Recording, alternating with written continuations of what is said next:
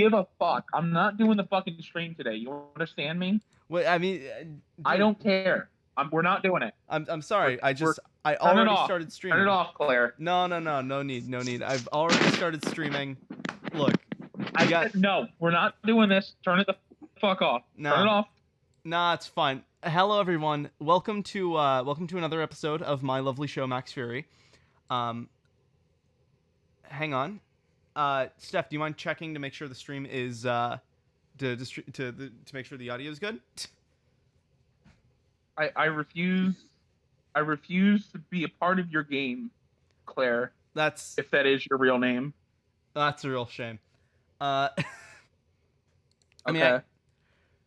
Anyway, today, evidently I have the guest I've been having for 3 times in a row, Steph. Hi, I'm here again. And we have a new guest. Say hello, new guest. Introduce yourself, please. I won't say hello. Well, that's a real shame. We're going on strike.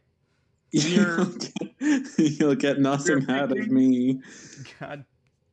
Look, Claire, I will continue to go on strike until I receive at least 30% of the money that is made on this video.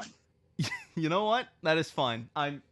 This video is not going to make any money. Don't worry. You don't have to give ruining anything. the fucking joke, Arya. Yeah, that was the anyway, this is Arya. Hello, Arya. By the way, Claire, you're really quiet all of a sudden. Yeah, I lowered my mic volume, so that I'd mentioned that. I can hear you just fine. But I've got like super sensitive, but also supersonic hearing. That's you know. Can you just like bump it up like 1 or 2 points? I'll bump it up by 1 point. I'll bump it up by 1 point. That's perfect. All right. I still don't think I'm subscribed to your channel, so let me go see if I can find you. All right, and please. Hey, it's your boy. Oh, no, I'm subscribed, and I see my awful fucking thumbnail right here. This is. Hey, it's your boy, Skinny Penis. This is already a mild disaster. Also, Steph, do you mind posting that in our group chat so that one of our friends can watch?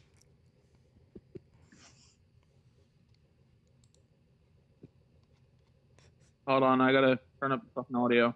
All right, and actually, please do make sure that tell me if the audio is fine. Are we too loud? Are we too quiet? Hold on, I'll be back. All right. While we wait for her, I'm gonna introduce what we're doing. So today, we, as you guys can clearly see, we are doing a battle of historical figures. Audio is fine, but my lip still really fucking hurts. Like. I caught myself shaving for context. Yeah. But as I was just saying, today we are doing so we're having a bunch of historical figures fight. So well, there's a little more to it than that, but okay. I mean, well, the audience will get the idea. They're not stupid. Click start the tournament. Oh. I think we should explain it a little bit, at least. I mean, all right. We're specifically judging their power level from both their real and fictional power sets. So, for instance, if we look at the first battle we're basing their powers off of not just what they've really done, but fictional feats that that it is impossible for them to have done, but they have been claimed to have done. Exactly. So, we'll start the example by describing our first 2 characters. First, we have infamous Warlord Vlad the Impaler. Vlad the Impaler, I hated researching him. He's gross. But first off, he's a vampire, obviously. I think it's pretty sexy, personally, but that's just me. He has an intense, like, unbelievable bloodlust. He's extremely cruel and extremely cunning. He's a vampire. I mentioned that.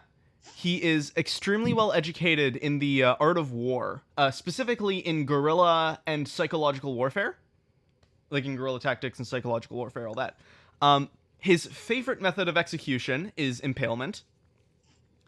As a result of his general stature and ruthlessness and all that, he is exceedingly intimidating.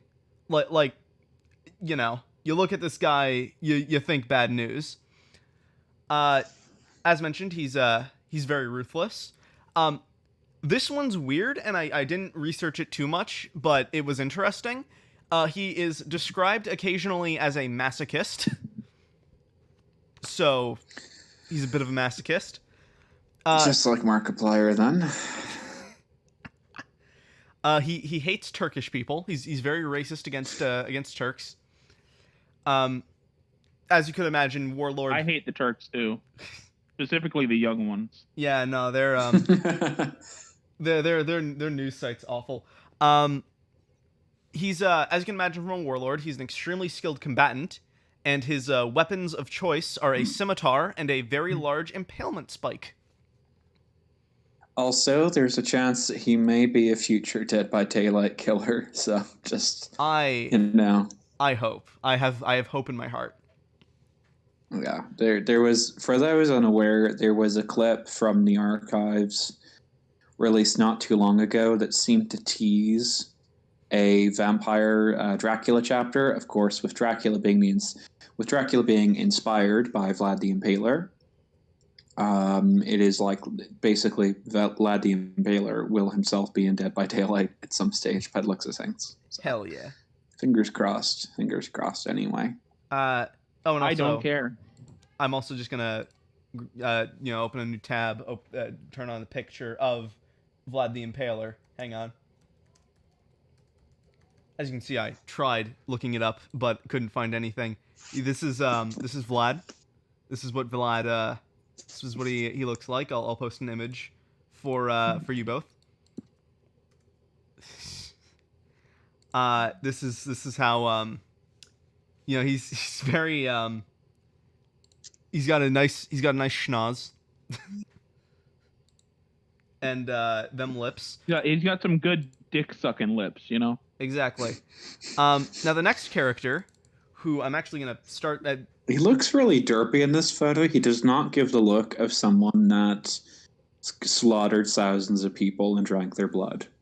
You know, just from this picture, he does not look like the kind of chap that would do that. He looks more like he's. You know who looked like someone that would though?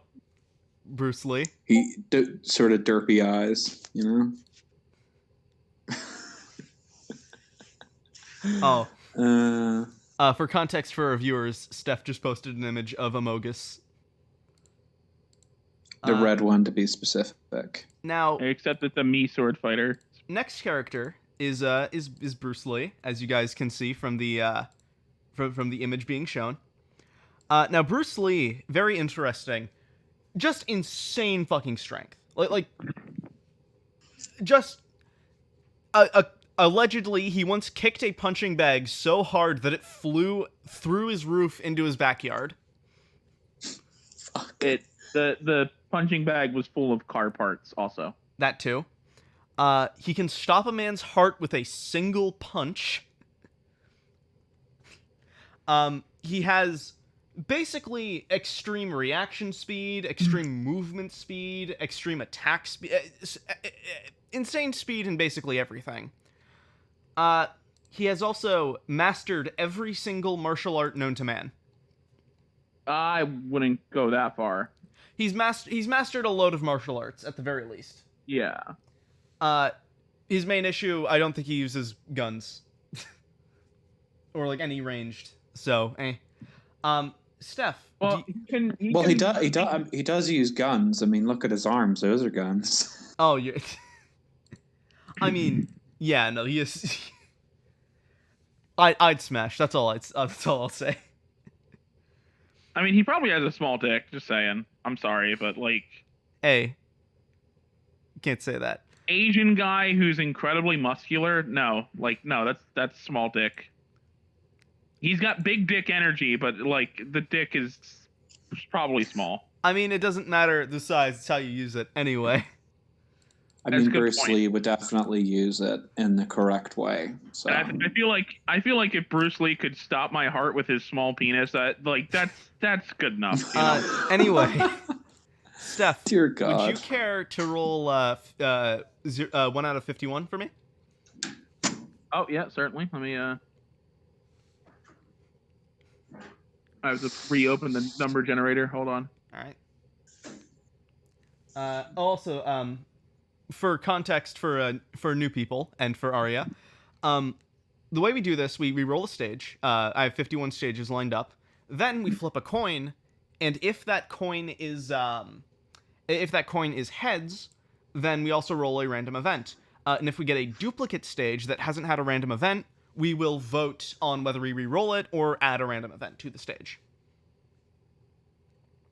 All right. So the if we're going with fictitious, as in rumored, things that these people have done, does that include the time that Bruce Lee is basically the only person in history to ever defeat Chuck Norris? Is that going to be taken into account? Okay, wow. Chuck Norris is a human. Yeah. Those accounts about Chuck Norris's superhuman capabilities are not fictitious; they are memes. Yeah. Fair enough. All right, so we got 9, and the coin landed on tails. All right, so they're in the Eiffel Tower. They're fighting in the modern day Eiffel Tower. So it's basically just a very high up cage match, I believe. And they're in Italy. What?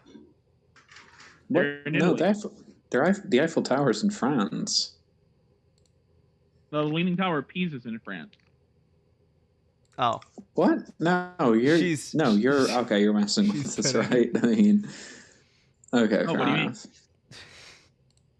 All right. Well, this seems already pretty even, and honestly, there's tourists fucking everywhere. I will bring up these are populated locations with the people you would imagine. Not to mention, as someone that's been to the Eiffel Tower, 2 different things to watch out for: pickpockets and pigeons. There are fucking pigeons everywhere. So, although I don't think that either of these people would need to worry about pickpockets, I think that people would be too scared of Vlad to attempt it. Yeah. And Bruce Lee would just have his reflexes would be too fast, and he would just turn around and, snatch it back and then kick the person off the side or something. I don't. You kind of just kick them off the Eiffel Tower for trying to steal his wallet. I mean, we're gonna take local crime populations into consideration. Does that mean if we get one in modern day Germany that there's I'm not even gonna finish that joke. Yeah, no, that's well, it's not modern day, but still. So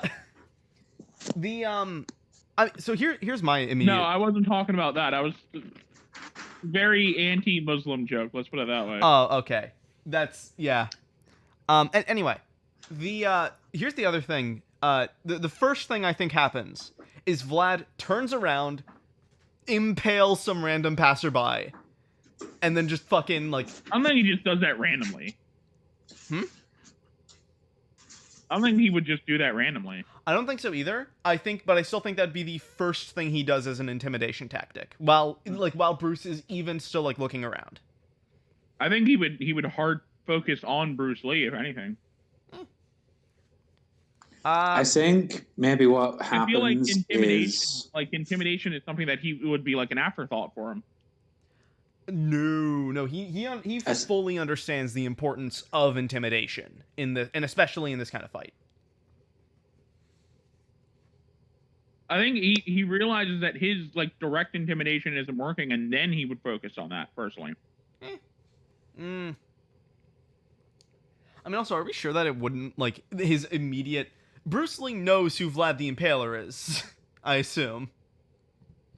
I don't know if he recognizes him just immediately. Well, no, but then it's not like he's looking at a picture of Dracula. He's looking at Vlad the Impaler. Fair enough, I suppose. Well, I think the dead giveaway is Vlad the Impaler is actively trying to impale him, acting like Vlad the Impaler impaling someone, and then Bruce probably goes, "Oh, okay, it's this guy. Yeah, what the fuck's he doing here? Yeah, what's he doing here in modern day Paris?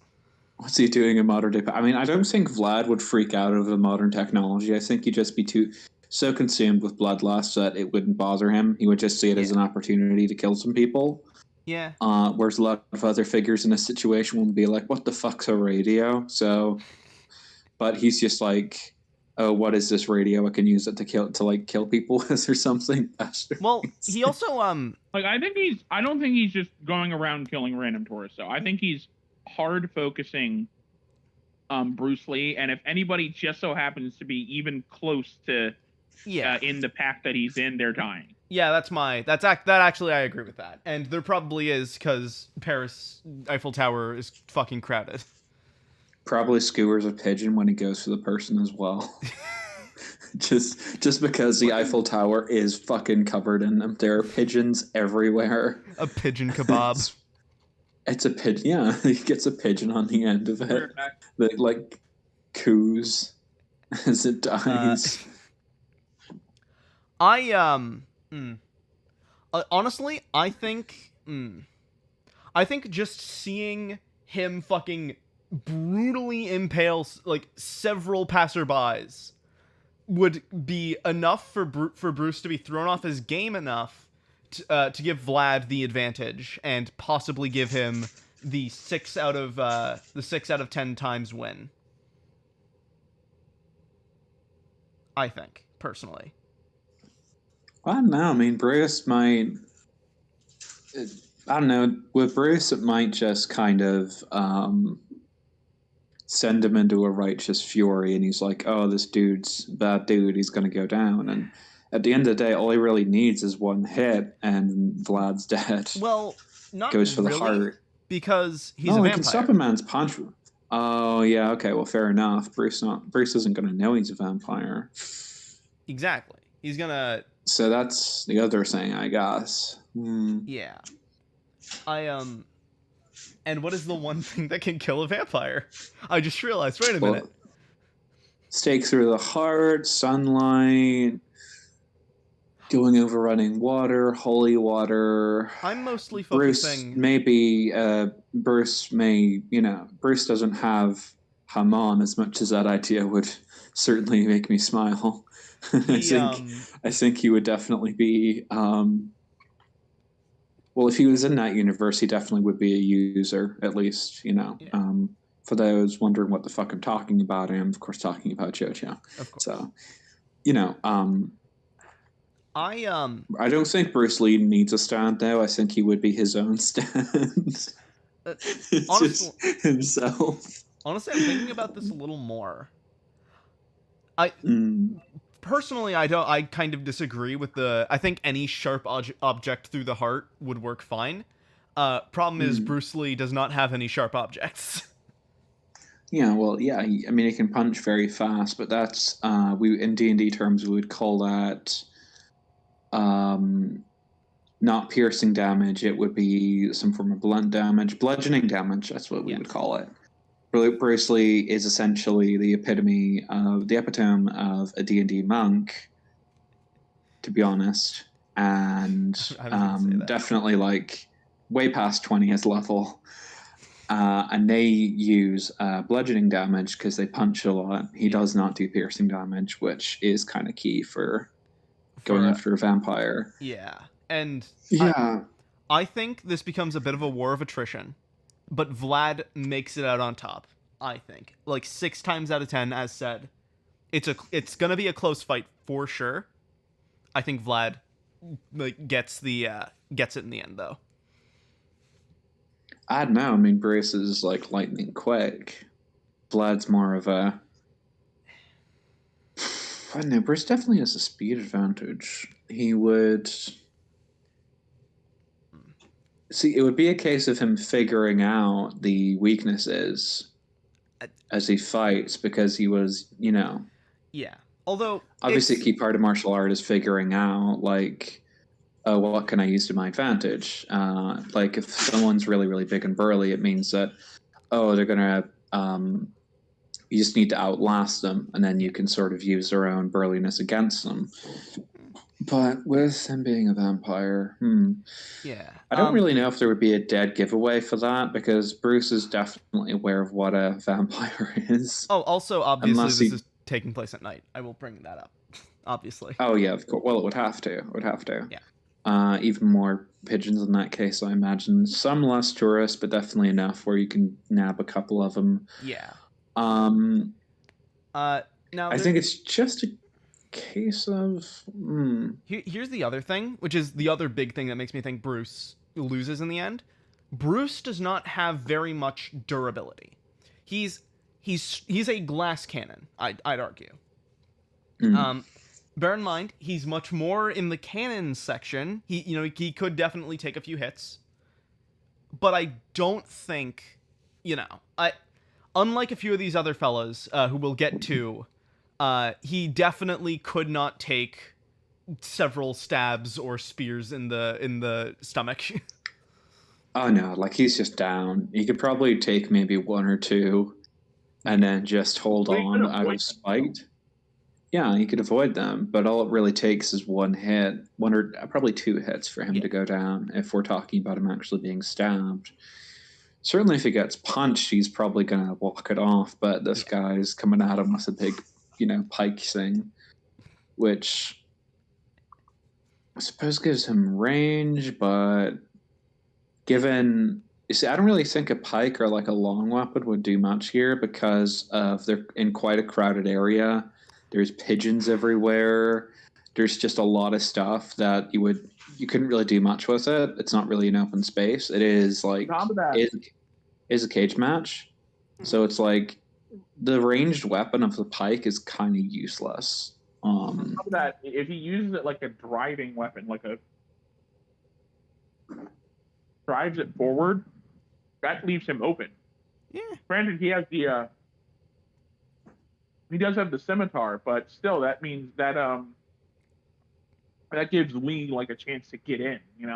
Yeah. Yeah. I mean, the guy's not an idiot. He's gonna use my pike because we're in this place. He'd probably go for the scimitar immediately. Yeah. But it's just a case of how quick Lee is. I mean, he's just gonna dodge that thing 9 times to Sunday and throw in some punches. Probably manage to grab his wrist or the hilt while he's trying to slash with it. If he goes for an upward slash or a downward slash from up above. I mean, all really Lee would need is a good kick to disarm him, and then it just turns into a hand-to-hand fight. But at the end of the day, it's a case of outlasting each other. Yeah. Given one's basically a D&D monk and the other one's a vampire, I don't know, because obviously Bruce can kick the shit out of them, but can he actually kill them? That's the main thing. Yeah.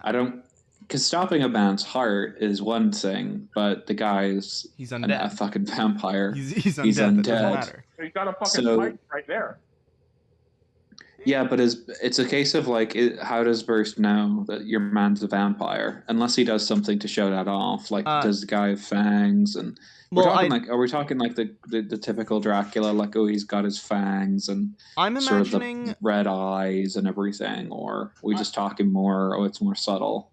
I'm imagining it's a historical historical vampire. So he still has fangs, at least. He still has fangs, but I mean, the other thing is, and speaking of those fangs, he could use those as also weapons. Oh yeah, shit. He still has a piercing weapon. The thing we're forgetting here is it would just take Vlad to survive one or two things that would have killed him. Or Bruce to realize, okay, well, he needs to fucking step up his game. That too. I mean, Bruce is incredibly adaptable. That's why he's one of the world's best martial artists. He's very much about, as much as he could fly in and just throw a flurry of blows. Yeah. He was very tactful and very much a tactician. He took down guys that were twice his size all the time.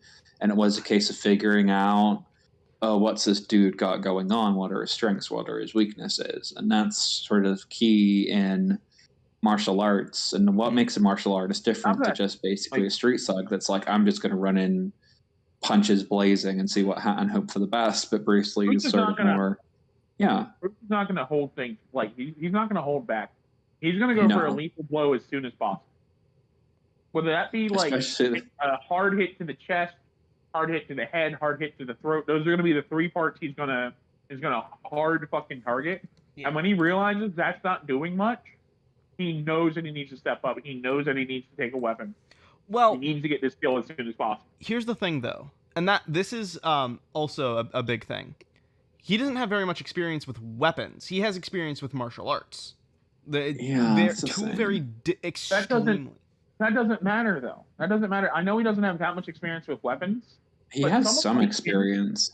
Someone like him probably has held a sword at least one time in his life. He's probably used the sword at least one time in his life. He knows how to use nunchucks. He knows how to use a bow staff. You think he can't use a pike? You think he can't use a scimitar? I think he would have a little trouble with the pike and scimitar. I don't think it's as sure of maybe the scimitar, but he's definitely trained with staff weapons, nunchucks. Yeah, like your man's. He's not like a weapons expert. He is more, punchy, kicky. He's much more hand to hand. And much more like I am a weapon. I don't need one. But that doesn't mean like he's just useless with weapons. I think just overall his You telling me the other thing to take like a bow staff? Yeah, I mean the other thing to take into account is sort of as much as he's a tactician, Vlad the Impaler is kind of a rage monster, obsessed with murder and masochism, among other things. Bruce doesn't really have a personality flaw that could be exploited. Like I don't really think psychological warfare works on him. I think he's sort of a bit still of mind. I think he's sort of. You could argue that he could go into this with a little overconfident, but Bruce Lee. If I was Bruce Lee, would be cocky as fuck. Yeah, I mean, if I was Bruce Lee, would be cocky as fuck. He will shed that if he needs. He will shed that. He will shed that overconfidence and just go right into the mindset that he needs to as soon as he deems it necessary. I think Bruce wins this though. To be fair, I mean, I can see a couple of scenarios where Vlad would destroy him because the dude's a vampire. But at the end of the day, Bruce just has the speed advantage, the psychological advantage, and he's just a better sort of that's hand-to-hand tactician, I guess. Hang on, I do want to bring up psychological warfare. I think at least 100% works on him because really, I mean, he's sort of. You don't need a personality. I think flaw. it can. Here's the thing. I'm not saying that Bruce Lee doesn't feel fear. He's not above fear, but he's one to clear his mind. I suppose, but I think that I honestly think that those initial first few moments of fear, after Vlad impales several people while charging at him, will definitely be enough for Vlad to at least get one hit in. And even if one hit doesn't knock him over immediately, it'll definitely weaken him a little. I don't think so.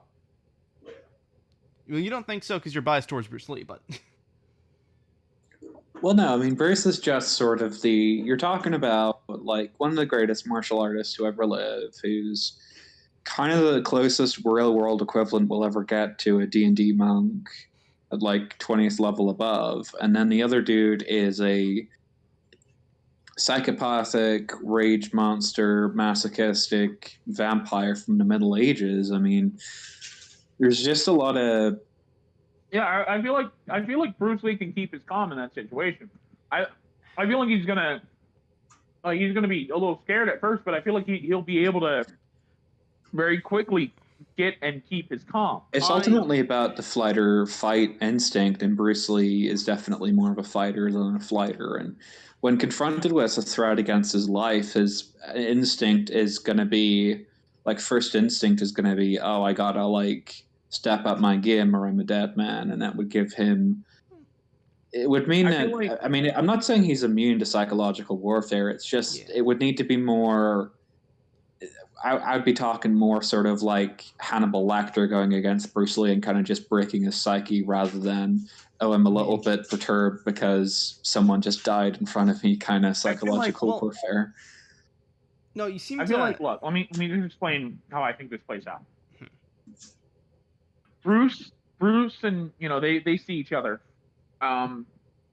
Bruce stands his ground as Vlad starts charging him. They're like 20, maybe 30 feet apart. Vlad's just cutting down everybody in his way. He's rushing at Lee. Lee keeps his calm, keeps his focus. No. As Vlad comes in, he comes in first with the pike because he realizes that because of how enclosed this area is, he's not going to get another chance to use the pike. So he might as well get it while it get the most he can out of that weapon. Bruce is going to sidestep that, not in to Vlad's center, but out to Vlad's outside. He's going to sidestep it, let Vlad come to him, and then hit him with a hard hit to the throat. Hang on. Well, first off, that one... And then the throat punch wouldn't work because your man's a vampire and doesn't rely on oxygen. And not only that. And then Bruce is going to be like, what the fuck? And then play the defensive until he has an opening. Yeah, because obviously if you're an undead being and don't rely on oxygen, then a throat punch is useless against you because why that is so effective is because it cuts off your ability to breathe. And also, even for a couple of seconds. And also, hang on. I feel the need to point this out.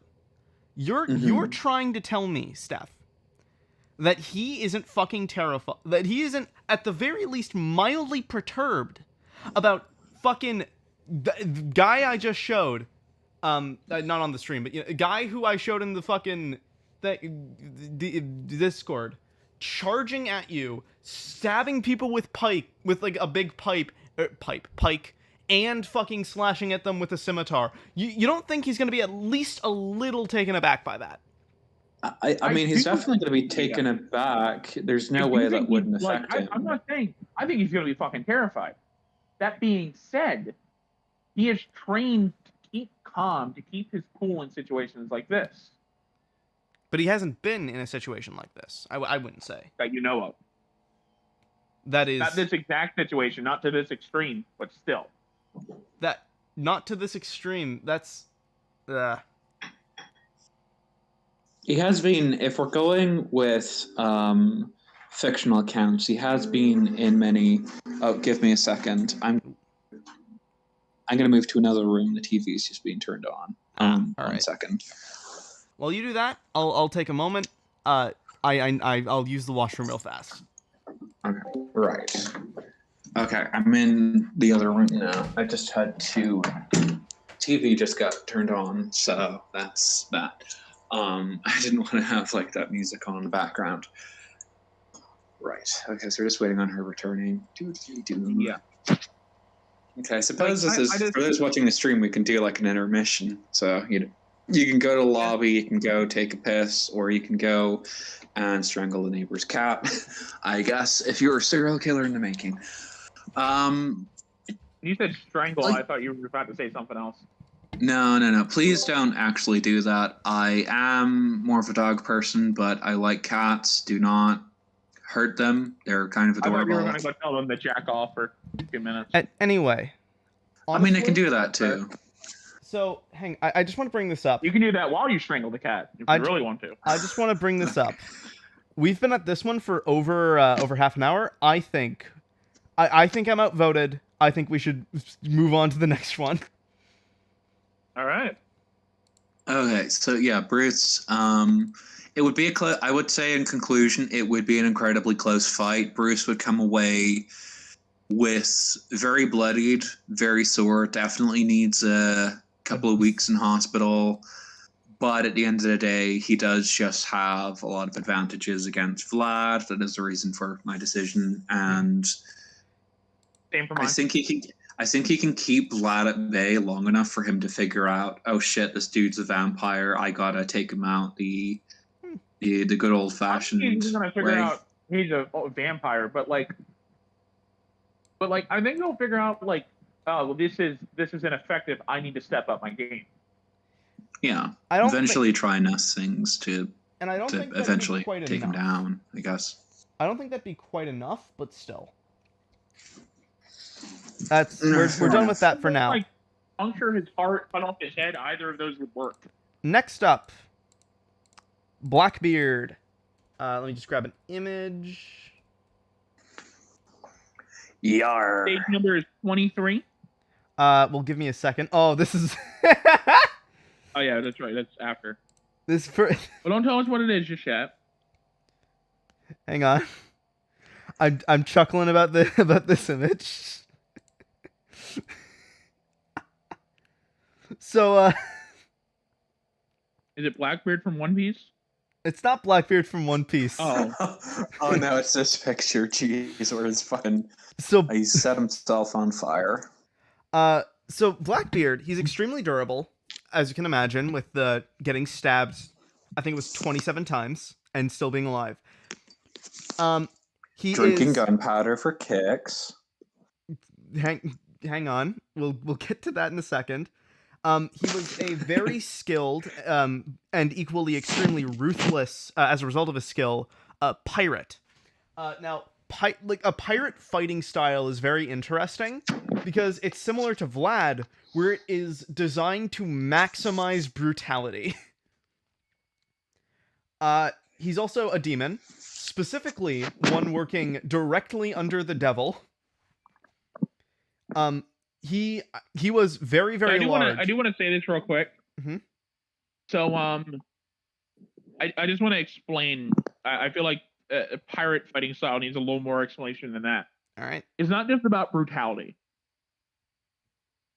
A pirate's fighting style is about getting a kill as soon as possible, and then, or getting a kill, or just like disarming or whatever as soon as possible, and then either brutalizing or torturing the victim, or if they're dead, their corpse, in order to intimidate anybody who was on their side.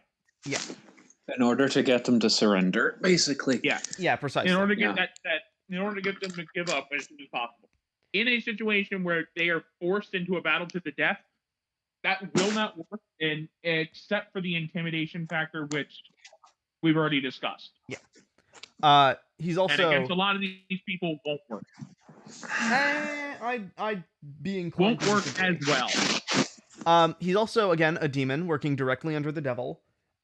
He's very large. I believe his specific size was like over 6 feet. Which in those days was quite a lot compared to other men. Exactly. This is already described. I don't know why I basically wrote it down twice, but he's very intimidating. He very regularly attaches like powder keg fuse, like slow burning fuses to his hair and lights them on fire to coat himself in smoke.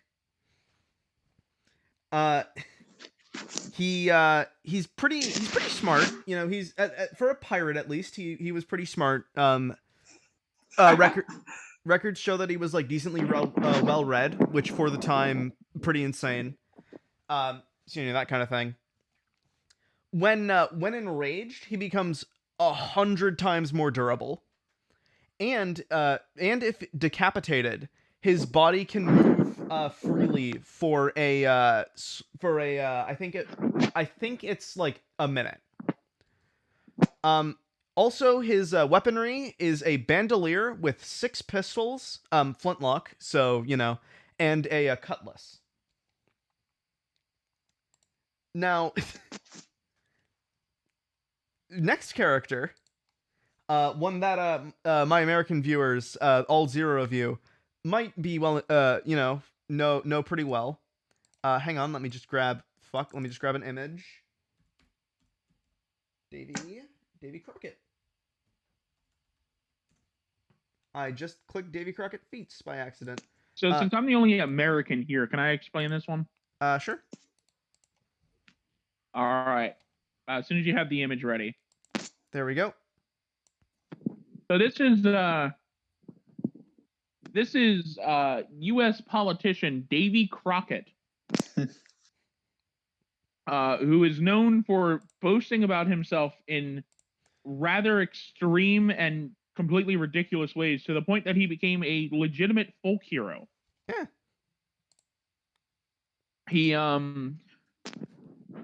He was essentially Chuck Norris before Chuck Norris was a thing. Yeah. His claims include killing a bear with a knife at the age of 3. He's claimed to have fought single-handedly in the war that him and John Adams both fought in together. He was like a little, like, he was a young child at the time, but he fought alongside Adams. He was like, there's a, I don't know the term, like the boy with the drums, you know? Oh, Drummer boy. Yeah, that's it. He had pretty much done a bunch of impossible, completely ridiculous things, or at least claimed to have done them. Claire, would you please read off the list here? It's a pretty big list. Hang on. So, killed a bear when he was only 3. You already mentioned that. Didn't he drink an entire lake? Yes. What, like the story is for drinking the entire sea of meat? It wasn't an entire sea. It was like 3 feet of the ocean. Yeah. He killed like over 100 bears in a 3-month period. Let's see. He's smarter than a businessman. He rode the tail of a comet. Yeah. What? He rode the tail of a comet. He's been to space. He can survive. Yeah. Yeah. He can jump a mile. In fact, the only thing he can't beat are the Mexicans, because he died in the Alamo. Let's see. He got 6 months of schooling. And yet, he ran away from home when he was 14 and just lived in the woods. He once encountered Bigfoot. What?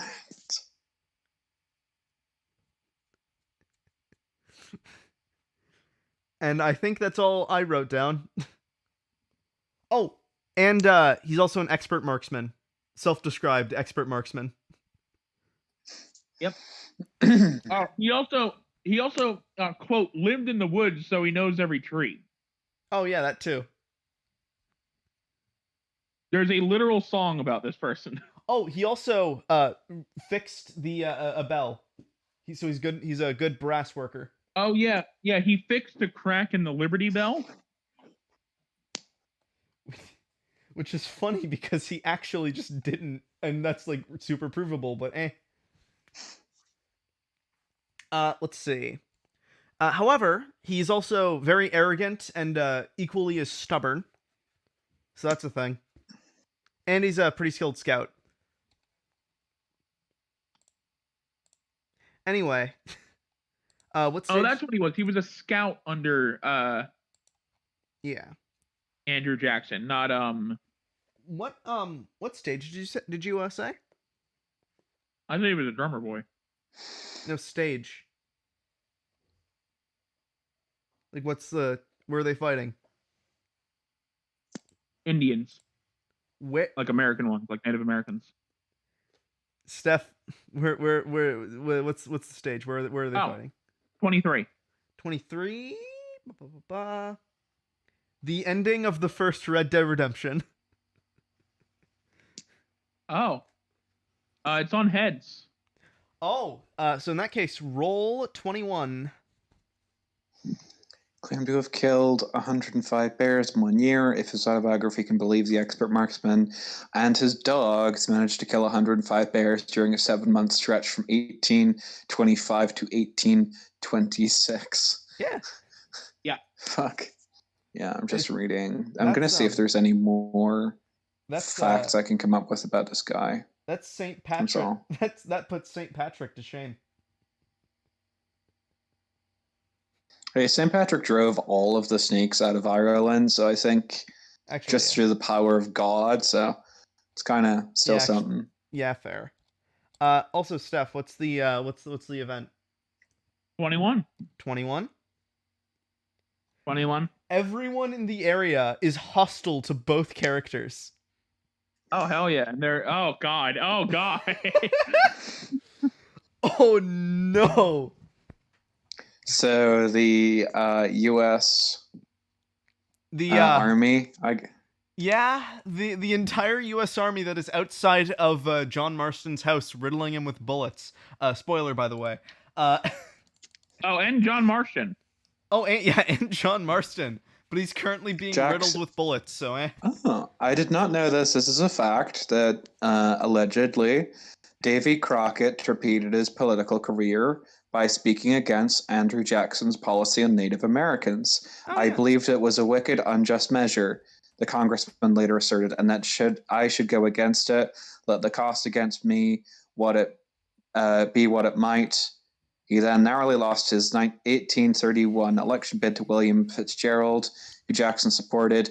Basically, Andrew Jackson was like, fuck the natives. Here's the 1830 Indian Removal Act. We're just going to take all our lands. And David Crockett was like, I don't appreciate you doing this, Andrew Jackson. I happen to think that this is wrong. So your boy was on the right side of history, at least. Sorry about all those bears, but at least you seem to care about them natives. So just a little other factoid. I mean, the Indian War. So yeah. I think we can all agree on this. So this is about a dozen. This is about a dozen. By the way, I do want to say this right now. Mm-hmm. I forgot to mention this. So the reason that he lost in the Alamo, is because the American army was losing. Like the American army that was helping the Texans were losing. Ooh. They surrendered, and then the Mexican soldiers executed all of them. Oh shit. The implication is that Davy would not have died if it wasn't for the fact that everyone else in the army was incompetent. And then he got and then the Mexicans went and executed everybody. Huh. So I think it's a fair assessment to say that Davy Crockett wins it hands down. No, Your I man disagree. can survive in the conditions of outer space. I hardcore disagree. What? Think of it this way. There's about a dozen men, excluding John Marston. He's being riddled. He's being riddled for like a good 30 seconds. Meanwhile, these two. Oh, presumably they're starting in the house, right? Yeah, they're starting like in the house. In the house, Arthur Morgan is still in the house. Arthur, no, this is John Marston. Arthur Morgan died a couple of years ago of tuberculosis and being beaten to death by that rat Micah Bell. Spoiler, by the way, it's John we're talking about here. Yeah, Arthur's dead of tuberculosis. John Marston is still in the house. Yeah, they're all in the house. And they just kind of start shooting at each other. It becomes a three-way fight. I don't think John Marston wins that. Well, but here's the thing: as soon as they start hearing gunshots, the fucking military's kicking the door in. In which case, Crockett is finding cover, and I don't think Blackbeard is. But here's the thing: Blackbeard can take it. But Blackbeard can survive quite a few gunshots. Okay, so Blackbeard is off fighting them on like the main grounds, right? And the main grounds of battle. Meanwhile, Crockett has just taken cover. Why? He gets his chance to just get a quick headshot on Blackbeard. Hang on. Why isn't Blackbeard actively going after his win condition? Because there's a lot of people in the fucking way. They're not. What? No, hang on. Okay. You could argue. I guess you're right. I guess you're right. He would go after Crockett. Yeah, he'd go. He'd be running down Crockett. Question is, right, so Crockett's the expert marksman, but, like, does he have... Oh, no, he killed a bear with a knife when he was a wean. So he's skilled in hand-to-hand combat enough to do that. If we're assuming... Right, what part of America was he sort of active in? Because then we can work out what kind of bear it was. So does Tennessee have black bears or grizzly bears? I think mostly black bears, but still. If it's a black bear, well, it's still a feat, but like a grizzly bear is a lot more impressive than a black bear. Hang on. You know? Let me see. Because, we've all seen The Revenant, I assume. Grizzly bears do not go down easy. I mean, neither do black bears. It's black bears. It's black bears. That's less of a feat, but still, he was a small child and he used so he is at least skilled in hand-to-hand, but not as much as Blackbeard, who... Not only that, Blackbeard has 6 fucking flintlock pistols. Flintlock pistols. And bear in mind, he could, with all of the shots, I doubt he would. I think he'd hit at least one in, like, maybe not a vital part, but still a part. And that'll take a good minute 30 to reload all of them. But still. I think Blackbeard just has this. Because not only that, but the government is going to be going after both of them. And Blackbeard has a much higher chance of surviving that than Davy does, even if Davy finds cover.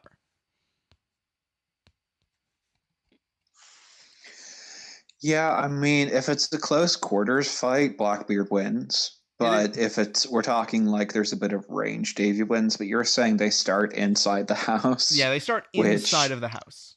Yeah, but like Crockett has a chance to get away. I don't really think anyone escapes Blackbeard, though. To be fair, I think. I mean, he would charge. He kind of goes after people like hell itself is coming after them. He's very true, but it's not about getting away. It's about getting distance. Something that you couldn't do in that cramped fucking house. At least not very well. Yeah, because keep in mind, like, the army is also surrounded the house. Yeah. And so it'd be a case of if he leaves for any exit, he's going to get one door. Oh, yeah, fair enough. Well, I think the implication is that... Leave through... Oh, no, because they do escape. They're trying to leave through a window. You're right. That woman There's one door to the house. The door that all the army guys just fucking kicked in and are running in through. Davy fucking hops out a window. I mean, dude, you're assuming that Blackbeard wouldn't be fucking charging at him and, like, fucking... He would be. You're telling me he can't just jump through a fucking window? I don't think he could. You know why I don't think he could? He could leap a mile. He can't leap through a fucking window.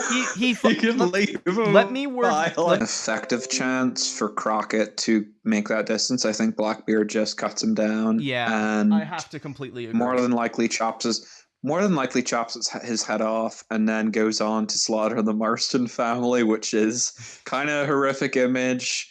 But it's Blackbeard we're talking about. To be fair. I think he would leave the Martian family alone if the Martian family wasn't hostile to him due to the effects. Actually, well, they would be, but yeah. Yeah, well, this is assuming that they are all hostile, because I think the conditions were everyone's hostile. Yeah, the condition is everyone is hostile. Yeah, he's just... I mean, Blackbeard doesn't really hold... Yeah, I think everyone dies. And Blackbeard might be the only one left standing. Like, just everyone's dead. I think everyone is just gone. I feel like the military ultimately wins out, personally. Maybe? Yeah, well, they win in the game against John Marston, and he himself is a superhuman because of all the Deadeye stuff and being able to tank at least a few shots before dying. So... Yeah, no, I think Blackbeard does go down at the hands of the military, but the military is also very confused. Why is this guy here? I think the military Why does it take like losses. 40 bullets to Yeah, but I think military wins, but Blackbeard cuts down your boy first. Yeah. And then the military just gets him, but it takes like 40 guys, and It takes like it's like the scene from Black Flag. He's just bleeding. It's like, in a world without gold, we'd be heroes. I mean, You know? he did. Although his real life last words were far more dramatic than that. I'll see if I can find them. Well, It's alleged. something. It's just metal as fuck. Alleged. There's no real way we can like verify that, but still. According to Captain Charles Johnson, which is unverified though, damnation seize my soul if I give you quarters or take any from you. Just as he was about to like go into his last battle, I believe. So that's just like, fair enough.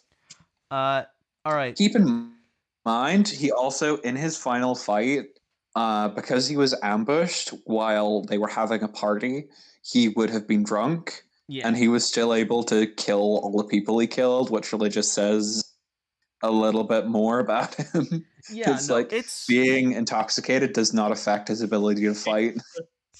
The next round's gonna be fucking crazy then, because it's gonna be the two real fucking superhumans here. We got Blackbeard, but Next up we have Rasputin versus Crazy Horse. So hang on, let me get an image of Rasputin. Jesus Christ. There's I don't know what it is about Rasputin. I love the way he looks. Rasputin, Russia's greatest love machine. Is it just me? I'm not gonna do the full song. Is it just me, or does Rasputin look like a fucking anti-SJW YouTuber? He does. He does. There's a YouTuber named Paul's Ego that looks just like Rasputin. Maybe Rasputin never died and he just assumed a new identity. Oh, dude. He became Paul's Ego. So Rasputin. Are we gonna factor in the fact that Rasputin was rumored to have magical healing powers that he used on the son of the Tsar? Is that a thing? Yes. We're gonna factor in the fact that he's a fucking sorcerer. Okay, just and had. Oh yeah, no. He is both a holy healer sent by God and a demonic witch sent by Satan simultaneously. Fuck. So we all know the incident with Rasputin. He's very durable. He's holy shit. He allegedly, correct me on if I'm wrong. After, he was given enough cyanide to kill at least a dozen men in the form of drinks and buns. He then survived 4 gunshots, chased after his attackers. Then they dumped him in a frozen lake, and then he was rumored to have actually. What am I missing? Something? Shot him and cut off his dick. And then they threw him in a frozen lake. And then allegedly he died of starvation when he was under there. It wasn't hypothermia He allegedly climbed out and then died of hypothermia on the side of the river. And then hold on, it gets crazier, because they took him to the morgue. They started cremating his body, and then he sat up before he was turned to ash. What the fuck? Bear in mind, this is very likely just slowed down rigor mortis. Like his body going into rigor mortis because he was trapped in the ice for too long, and immediately followed by an extreme amount of heat. But still, he's also pretty smart. He's decently intelligent. I do want to say, when I heard about this, when I first read about this, I know it happened like super slowly, but like the image in my mind is like, you guys ever see professional wrestling? The Undertaker. Just a dead end sit where he just quickly sits up, or like Michael Myers does it too in the movies. Yeah, I know exactly what you mean. And Undertaker, as I call him, Underoos, is my favorite wrestler. Hell yeah. I know that stuff. Yeah, the dead man, but yeah, fucking Rasputin, and he's a manipulator. He was able to manipulate the The Romanov family, I The believe. the Romanov family, yeah. And able to get in close with them despite not really. Yes, of course, if we're going with the fact that he's an actual fucking sorcerer, that part of that was, oh, I can heal your son from his ailments. But at the end of the day, he was able to manipulate them. No. Keeping in mind, though, the actual Tsar was a fucking idiot at the time. Oh, yeah. He was genuinely during Bloody Sunday, and not the Bloody Sunday in Ireland, the Bloody Sunday in Russia, where protesters were shot outside the royal palace. The Tsar allegedly wrote in his diary that there was an awful kerfuffle outside, but then Mother came to visit, so everything was okay. That's not word for word, but this is how fucking stupid this guy was, and how sort of out of touch he was. So, it's no wonder they got toppled. But at the same time, the fact that that's the Tsar himself. Like, obviously, there were people in the Romanov family that weren't complete idiots. But, so I don't want to dismiss Master Manipulator. I do want to say this. So, when I was doing research for this episode, allegedly, Rasputin was fucking the Tsar's wife, the queen. Oh, yeah. Well, that's not even, alleged. That's just he was doing that. Yeah. Oh, we're gonna... No. As it turns out, that might not be true because, according to an account from a duchess, when she asked the Tsarine if she was sleeping with Rasputin, she responded, "Ew."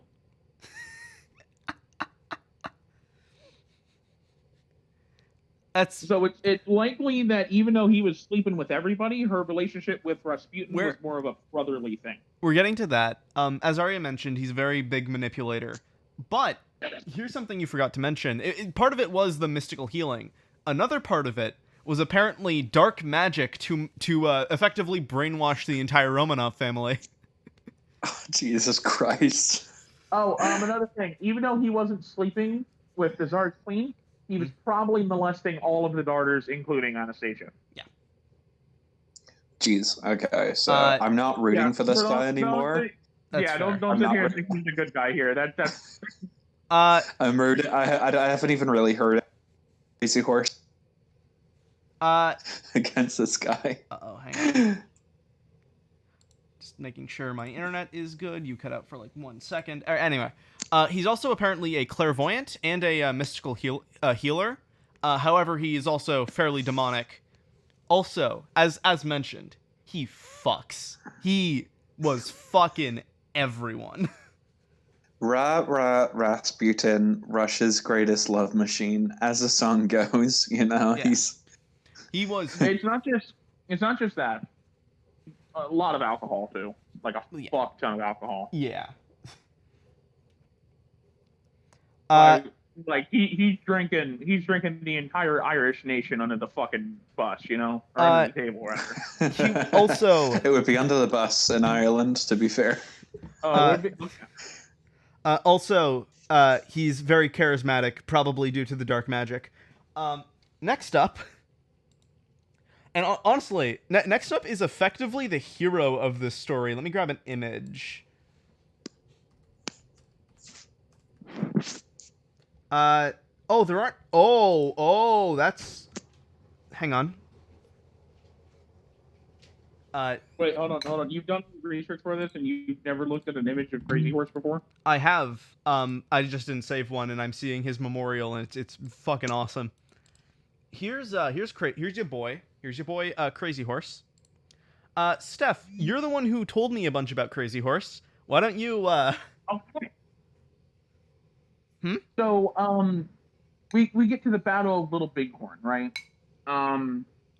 American General Custer has been absolutely destroying the Indians, the Native Americans, in this war.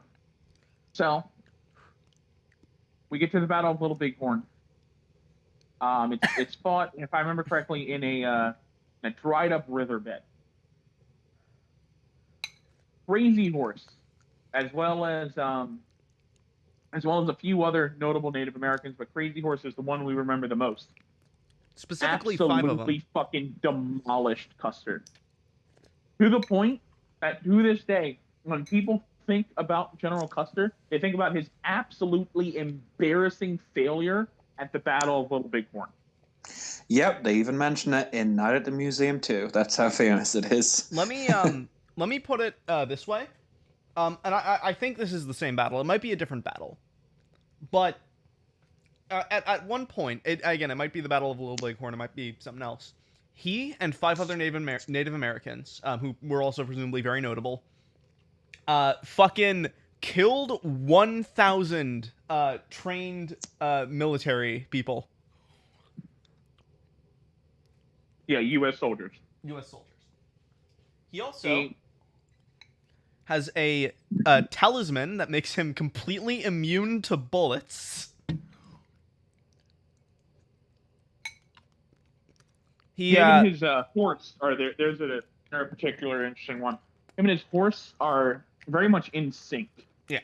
His horse, despite being absolutely insane, beckons to his call. It's almost as if despite being almost uncontrollable, his horse and himself almost like share a mind, you know? Yeah. He's also extremely fearless. He's a survival expert. Yeah. And he has been trained and studied in multiple shamanistic abilities, including limited healing and connections with the spirit world.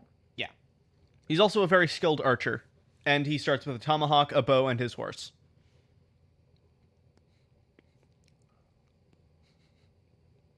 So that's anyway, probably going to be the biggest advantage for him, though, is because, one, in 90% of these situations, he is going to force his opponent into a close-range battle. Yeah.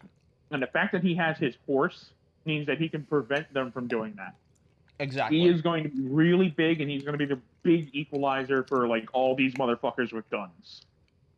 Including Rasputin, who has a standard issues pistol from the time. Oh yeah, I forgot to write down his equipment, but he has a pistol. But like that's kind of it. He doesn't need anything else. He has magic. I mean, yeah.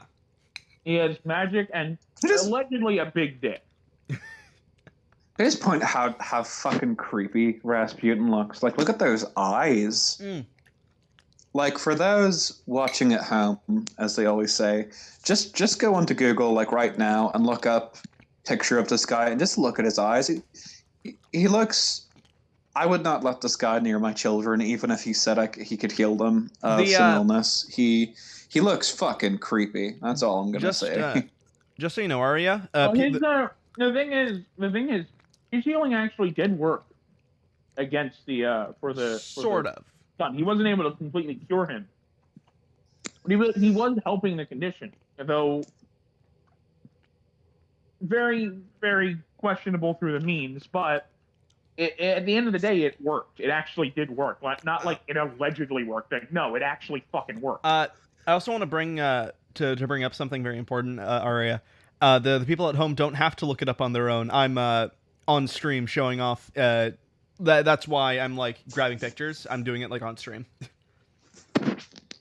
Right. Okay. I'm not watching the stream at the moment because I'm using my phone because my laptop.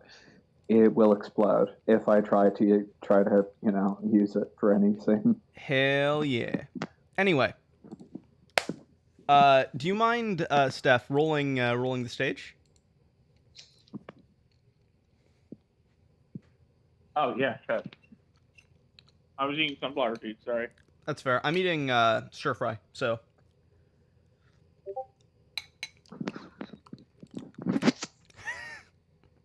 Is that the Loch Ness Monster? 14. 14?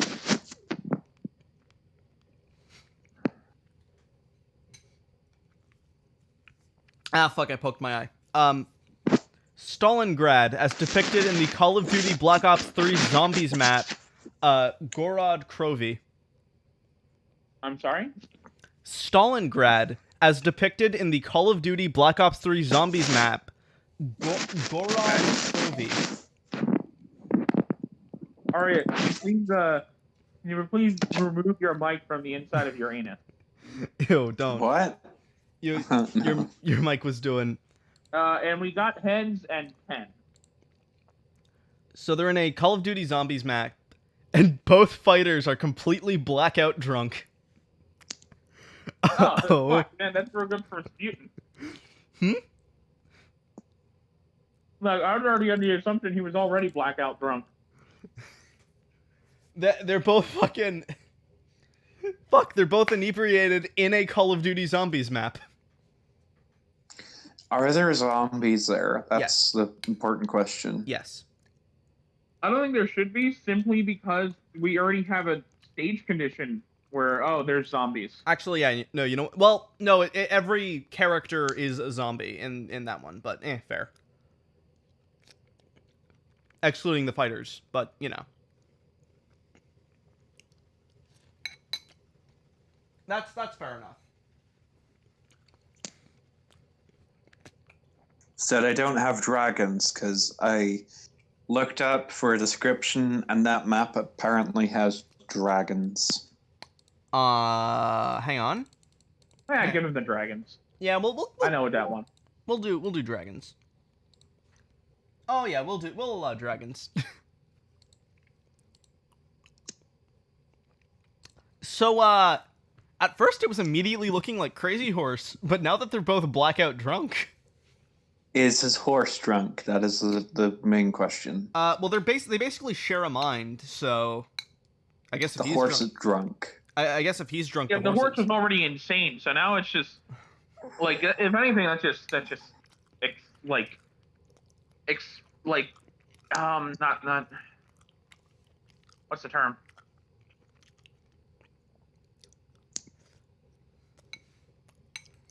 Exacerbates its unpredictability. Yeah. And one thing here, they have a little bit of room, but if Rasputin just stays like indoors and there's no room to like ride around on the horse. I mean, to be fair, fucking Crazy Horse is also pretty good with a bow. But, I mean, neither of them are going to be able to shoot straight. No, can we assume that Rasputin's like manipulation and suggestion, would that work better on Crazy Horse because he's drunk? I think because they're both drunk. People are a lot more suggestible in general when they're drunk. But he's also drunk, so I feel like that cancels. Like I said, we assumed he was drunk anyway. You did, I didn't, but. We're talking like Rasputin being completely intoxicated, so yeah.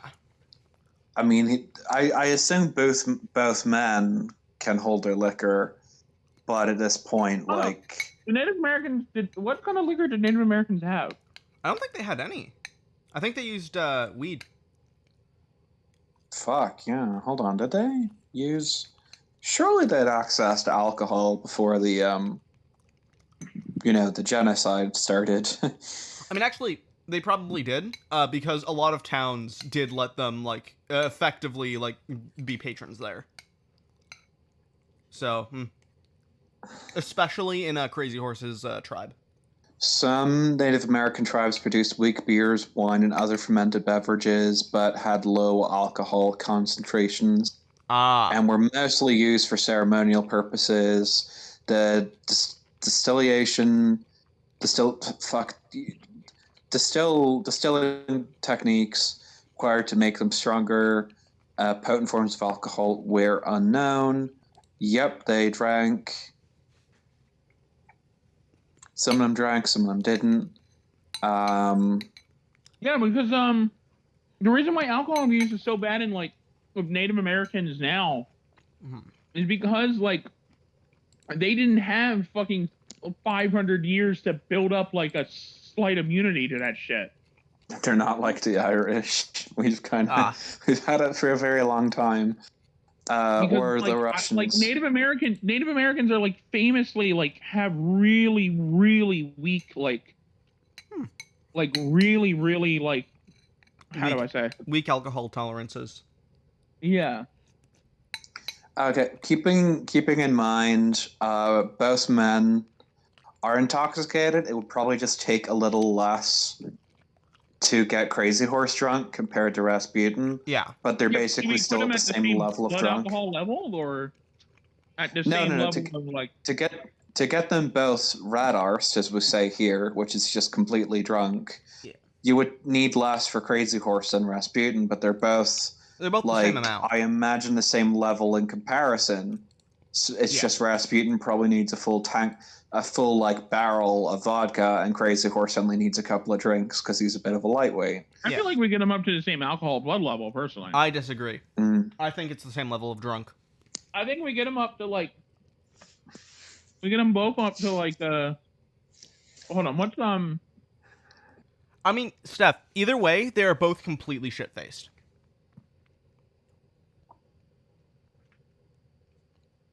Like, in effect, it is basically the same. Yeah, that's a fair way of putting it. Oh shit, before the drunkenness, I was just gonna immediately go 0.08% is when you're too drunk to drive. I'm thinking like we bring them, like, do we just bring them both up to like 0.2? Because at that point you're just fucked. Or like not even 0.2. Like let's say that might even be too high. Like 0.15. I'd say 0.2. I think 0.2 might be your liver's fucked kind of level. You know. Well, it's not gonna be a too long fight anyway. It's not gonna be long enough for like liver cancer to take effect. I think no, I think 0.2 is like alcohol poisoning death kind of levels. Either way, the exact alcohol content doesn't actually matter. What does matter is that they're both super fucking drunk. We haven't even gotten to the fight yet, and it's been like 20 minutes. Okay. Well, yeah, it's Rasputin's a tough one gun because is fucking useless in more ways than one. He can't aim. He can't fucking shoot, or he can't like. What's his name is immune to bullets, you know? Yeah. He has his sorcery, but I don't think that. He doesn't have any offensive spells or no. No. He has. It's all like manipulation. Could he manipulation? Heal himself? I'd imagine he could. Oh, but the way he did it, the way he like proclaimed to do it, was through like hypnosis and homeopathy. So that'll take a minute and distract him. I think in that instance, despite being drunk, Crazy Horse might take it because Rasputin's durable as fuck, but can he survive without his head? Can he survive with, like, being pelted with arrows? Well, I don't think Crazy Horse would be able to... I don't think Crazy Horse would be able to hit him because he's intoxicated, but he can definitely go in with his tomahawk and... Like, one thing we're forgetting is that Rasputin's used to being this fucking drunk. He can... like, I'm not saying he's just gonna be perfectly fucking fine, but I'm just saying he'll be able to maintain himself better than fucking Crazy Horse could. Yeah, fair. I think... I don't know, I still think... probably never drunk a day in his fucking life. No, not fair. It's about being used to it. Still, I still think that Crazy Horse has a chance because of, well, just hand-to-hand capabilities. Because Rasputin's manipulation and his healing takes time. Yeah. Whereas swinging a hot tomahawk and cutting someone's head off takes seconds. Yeah. Yeah. Crazy Horse isn't going to be able to like hit the guy with an arrow because he's pissed drunk off his ass. But yeah. I mean, Native Americans were known to. I don't know if this is true for his tribe, but Native Americans were known to sort of scalp their enemies. Is that true, or is that just a stereotype made up by the colonizers? True. Okay, so I have to just ask questions like that because you hear a lot of rumors. Yeah, and it's I'm gonna look it up just in case to make sure I'm not racist. Yeah, because like there were rumors going around at the time that they were like cannibalistic and stuff, and that's just not true. And I just have to say, is the scalping thing true, or is that just another unfair stereotype? I kind of have to. Anytime we talk, it's like with him being a Native American, They have to dance around certain things like this, unfortunately, just Native because of the Americans in the history. Southeast took scalps to achieve the status of warrior and to placate the spirits of the dead, while most members of the Northeastern tribe valued the taking of captives over scalps. Among Plains Indian, scalps were taken for war honors, often from live victims. So yeah. So here's the other thing. I think all of that as is varied from tribe to tribe. Even like the cannibalism stuff. What tribe was he from? Just out of curiosity. I don't think he's gonna play a bit, but hang on, I'll actually look it up real like, fast. was it a Southeast? Was it a Northeast? Was it a Plains tribe? I'll tell you. I can tell you the exact name of the tribe in just a moment.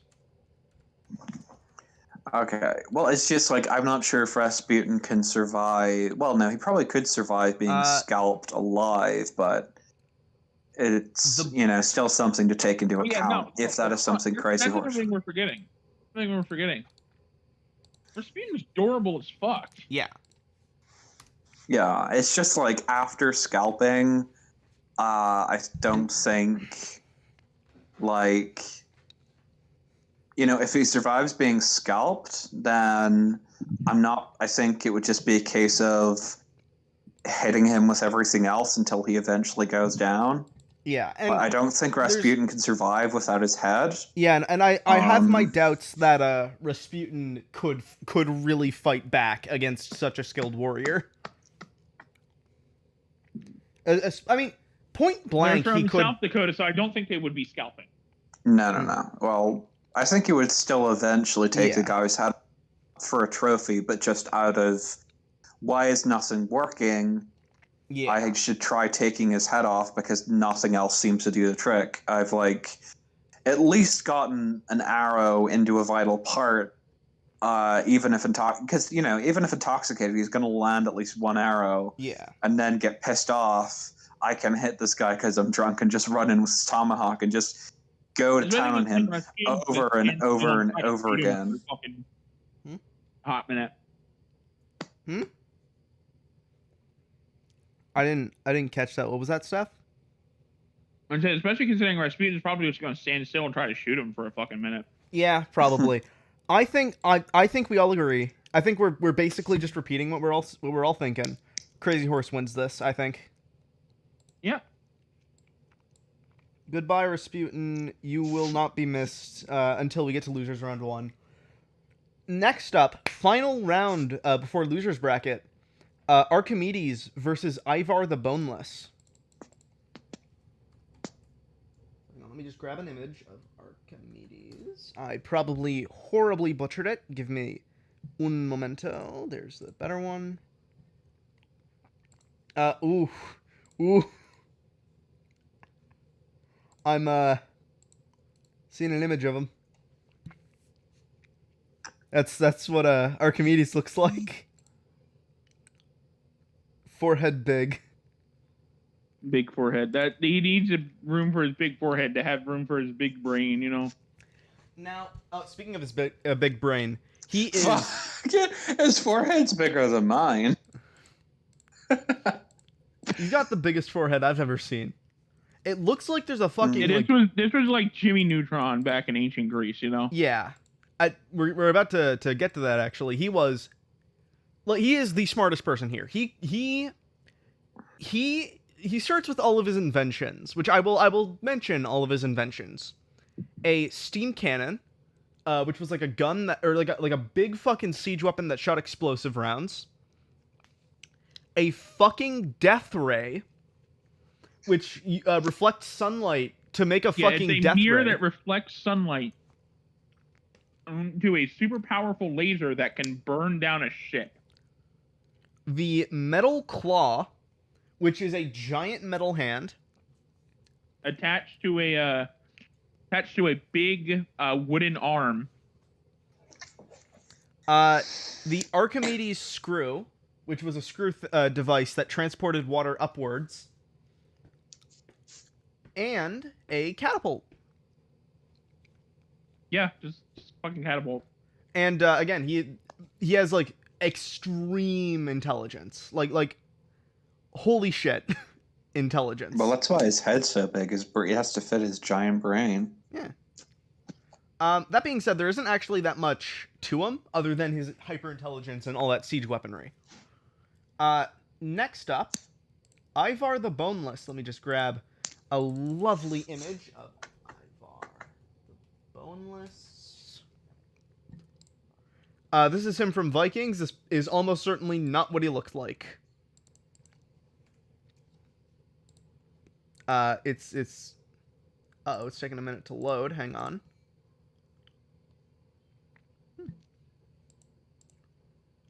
Hang on.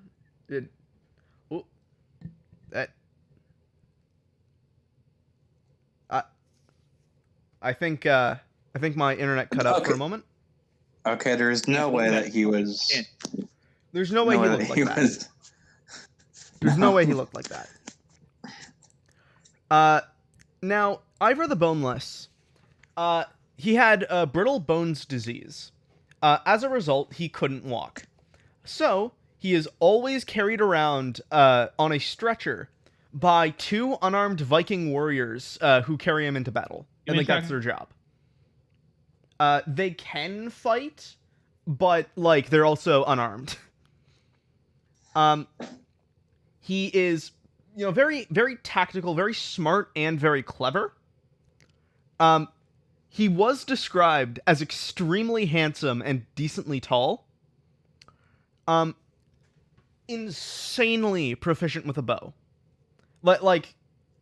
Insanely proficient with a bow. He led the Great Heathen Army through England, and it basically drilled a hole into it. He was a Viking. He was very brutal. In fact, in his story, it is mentioned that he does the blood eagle on someone. So that's wacky. It is also mentioned, and this is something I forgot to write down, but I'm going to say here. It is also mentioned that even though he has brittle bones disease, his upper half is super fucking strong. Basically. How much of that... I'm worried I'm like cutting out a lot now. I heard all of that just fine. All right. But yeah, no, he's very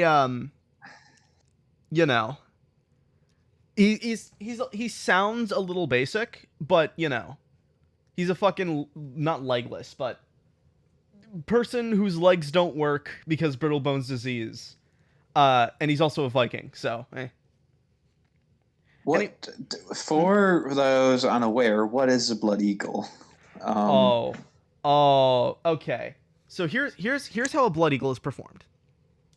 You fucking maybe not rip open, but like cut open whoever you're doing it to's back, chop off their fucking ribs with an axe, and then take out both of their lungs and stretch them up onto a cross, which makes it look a little like an eagle. And he performed this task himself. He didn't have other people, right? No, he did have other people, but that's more to show his brutality and his willingness to, Okay. It's just this horrific image of a guy on a stretcher just doing that to someone. That would be fun. After they make fun of him for his legs not working. I just had that image in my head. That's fair. To be fair, from what I understand, the only record of him doing that record, quote unquote, this is an especially weird one, because we're not actually 100% sure if this person actually existed. We do know that there was the Great Heathen Army, and we do know that someone with a similar name led it, but the person, there's a lot of stuff about his story that's kind of iffy, if not just entirely fictitious. For instance, his alleged father is entirely fictitious. So Ragnar Lothbrok? Yes. Or Ragnar Lothbrok is entirely fictitious. Yep. I mean, they wouldn't have a pit of snakes in England that would kill him, to be fair. So Yeah. just those species of snakes just do not exist. Yeah. They existed in Ireland until St. Patrick drove them into the sea, but that's a whole other story. But not in England. Also, Steph is muted right now, so we can't actually roll anything. While Steph's muted, I'm actually going to put my dinner away and grab a drink real quick. I'll be back in a moment. Okay, so for those still watching, I guess you're stuck with me. Hello, how are you? Don't do drugs, don't text and drive, and be nice to your grandparents, I guess. Just, fine we PSAs, I guess, on behalf of Arya. I don't know how else to fill a slot other than... Yeah, so that's well,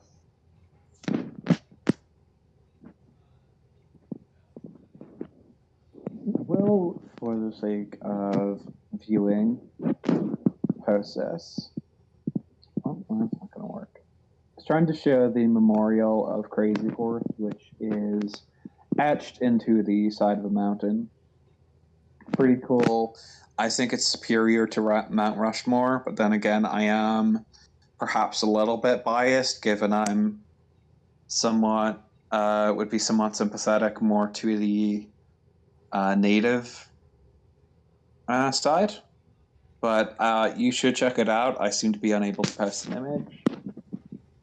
And I believe we're still recording on my end. I'm just sitting here on my phone. So, because like I said before, my laptop will probably explode. I'll just post something else for your entertainment. Don't worry, it won't be not safe for work.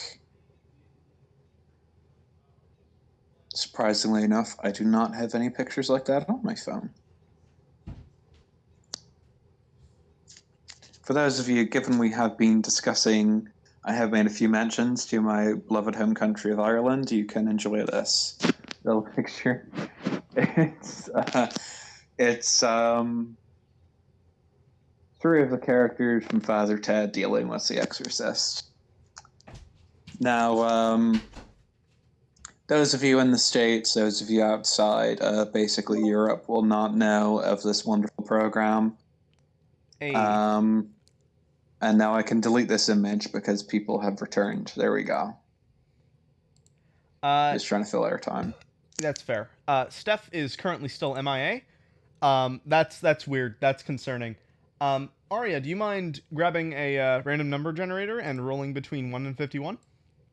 Okay, I can find something here on my phone.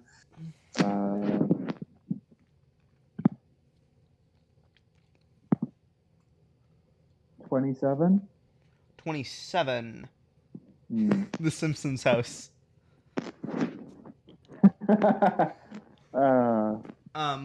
And I'm actually going to flip the coin, because I may as well. Just give me 1 second.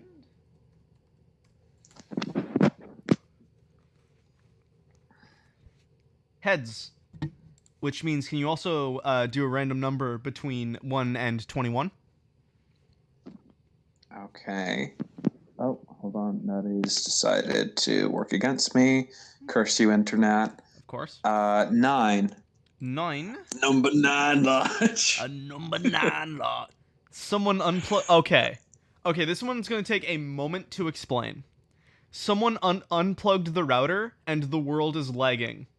Let me, what I'm going to do is I'm going to go onto YouTube on a separate tab on stream, and I'll send you the video, and I'll show a demonstration of what we mean.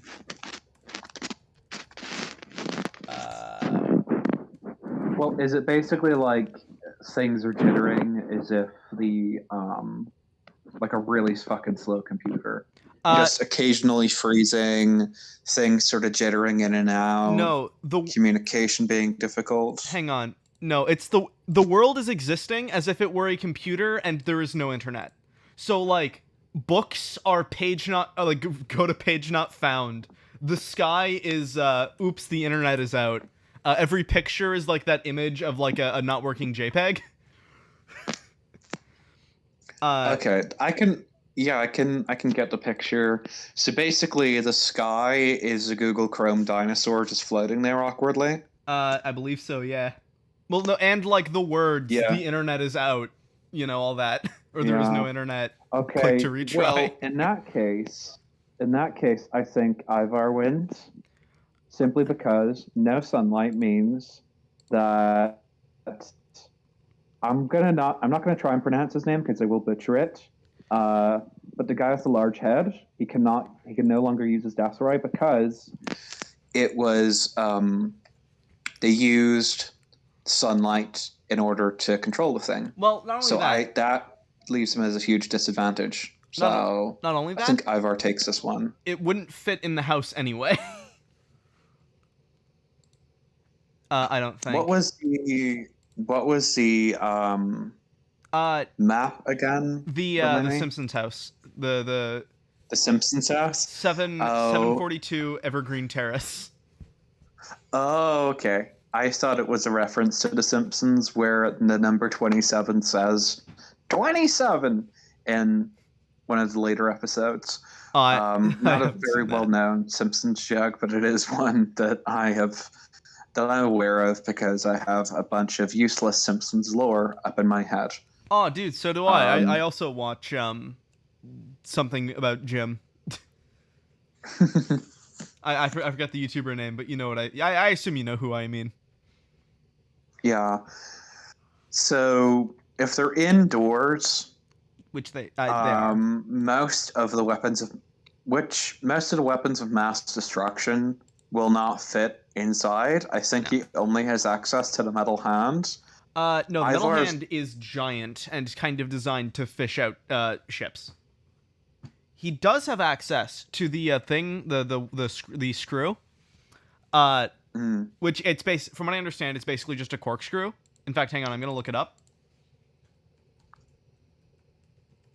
Archimedes screw. Where are they? The Simpsons house. Oh. Oh. Huh. Yeah, no, it's not even sharp. I think just based on it's a similar Oh, also the world is lagging. Steph. Yeah. Ivar, yeah, I think he takes it. I think that's fair to say. Yeah. Your boy, whose name I'm not going to try to pronounce because I respect other languages. I also respect that I'm a fucking idiot who doesn't even know her own native language. So I will not try to pronounce his name out of respect because I will butcher it. So I will call him your bald. I will call it. Yeah, you can say it. I'm just gonna call him your boy with the big forehead because I respect his language and his culture, and I will not butcher it by accident. Again, I'm an idiot who doesn't even know her own native language, so. But to be fair, that's because of years of oppression and that language being taken from us. But still, So I will not get into that. I already had my talk about the Native Americans. I'm not going to talk about the Irish. Yeah, no, don't worry. The Glencoe massacre is not a stage.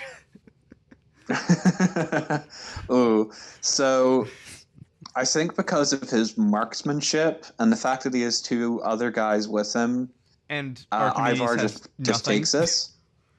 Yeah.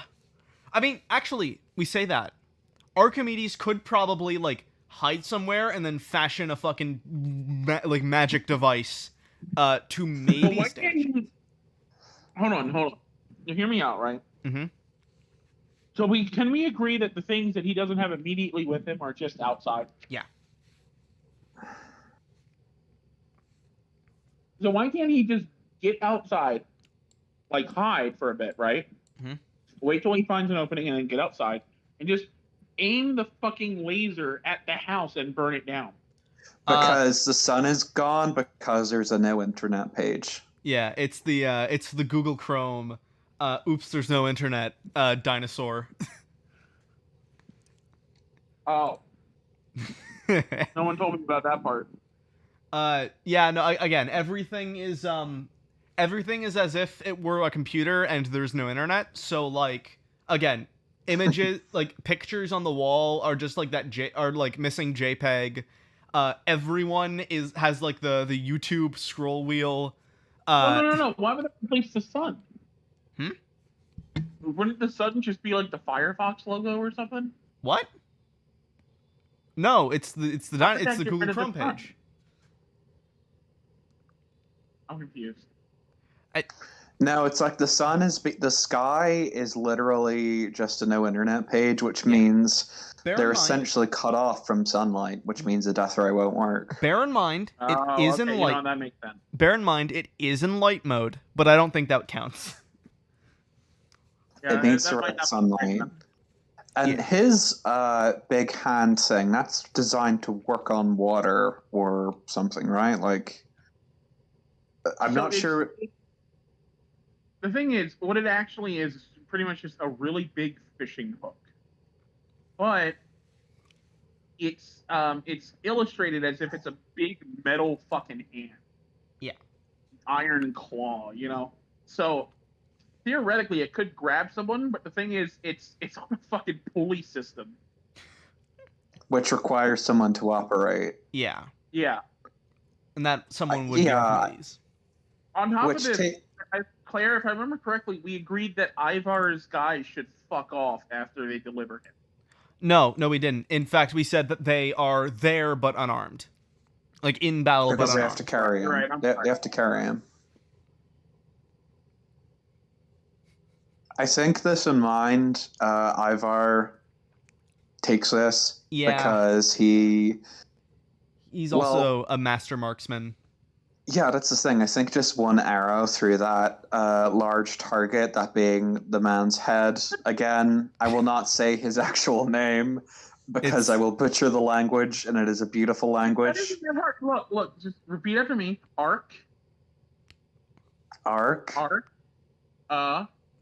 Archimedes. Archimedes. Yeah. There we go. Okay. So Archimedes has a giant target in the form of a shiny head, and Ivar's a master marksman. Yeah. Forehead. Look at that fucking hairline, bro. Look at that. Forehead big. Forehead big. Was it Archimedes? No, it was another dude. You're probably by a tortoise. Yeah, right? No, that wasn't Archimedes. That was some other guy. You're probably thinking of Leonardo da Vinci. He was the runner-up. No. It was an ancient Greek guy. I know who he's talking about. A Greek philosopher. A Greek philosopher who had a very bald and shiny head that a eagle mistook for a rock and used. Dropped the tortoise on it to crack open its shell so it could eat it. So he was killed by a falling tortoise. What I was not familiar of Archimedes. He's up until this point. What era is he from? Because obviously Ivar's a Viking. He was I believe he was also ancient Greek. Is I believe he's also credited with owning the first observatory. Like he was way into like astrology and shit. But he mostly built kooky inventions, most of which didn't work in real life. He was a Greek mathematician, physicist, engineer, inventor, and astronomer. Although few details of his life are known, he is regarded as one of the leading scientists in classical antiquity. Yeah. I mean, either way, he loses here. He was born in Syracuse, Italy. But I know, I think it was the opposite. I think he was a Roman philosopher that helped, or I think it was a Roman philosopher that helped fight against the Greek, and not the other way around. Yeah. Either way, do we all agree that Archimedes just unfortunately loses this one? Yeah. he needs a lot of time. He needs a lot of open space, and he doesn't get that here. I mean, he could theoretically, like, hide in the house and build something, but, you know, I don't think he could do it in time. Anyway, we're in loser's bracket, and that means all of these will take a hell of a lot less time. Next up, Vlad the Impaler versus Davy Crockett. Man, you just said it would take a hell of a lot less time. What then you drop us to this? I mean, we don't have to re-explain everything. Okay, what's the arena? And then we can sort of 38? 38? Yes, 38. The Great Wall of China. And no. Shit. Like, are they next to the wall or are they fighting They are on the wall? on top of the wall. Okay, well that's a lot more dramatic. I'm happy with that. Is it in modern day? No. Okay. This is So it hasn't been ravaged by people trying to sell parts of the wall for money. That's good. No, it is in pristine condition. It wasn't just like finished, but it's like, you know, it's been built for a few years now, you know. They've only had a couple Mongolians try to stab it. Exactly. Goddamn Mongolians. Oh no. No, that's South Park. I had to throw in, just if anyone mentions Mongolians. Mongolians. They try to destroy my Xi wall. Steph, do you mind flipping a coin? Well?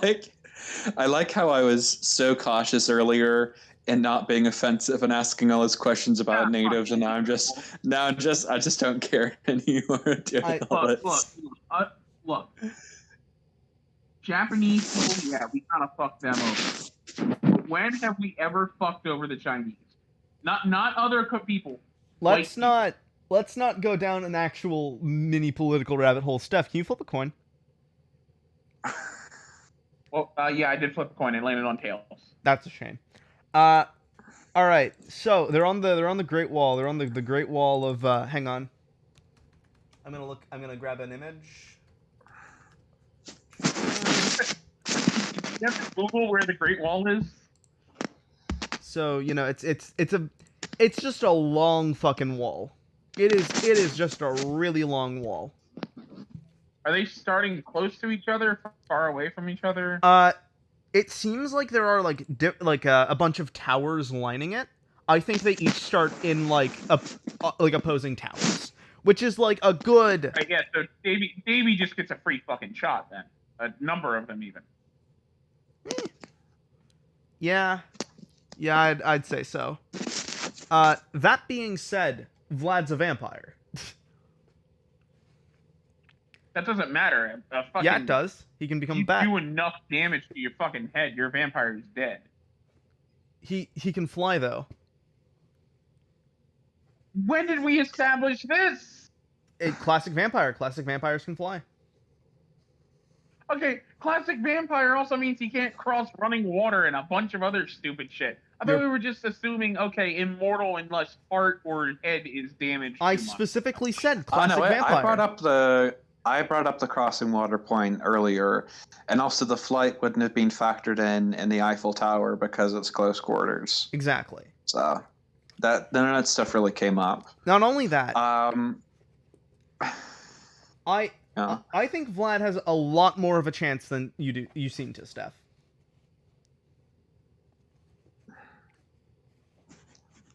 Okay, so it's just a flying target. Davy Crockett could fucking shoot that.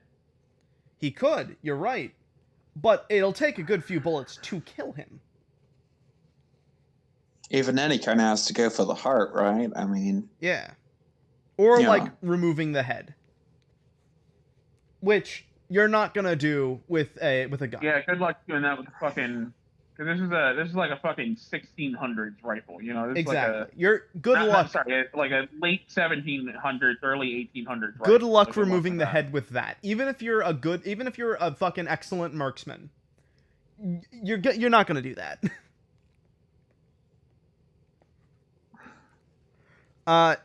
And I honestly think in close quarters, Davy gets fucked. So he has to keep his distance, which he certainly can do. He just has to get a heart shot.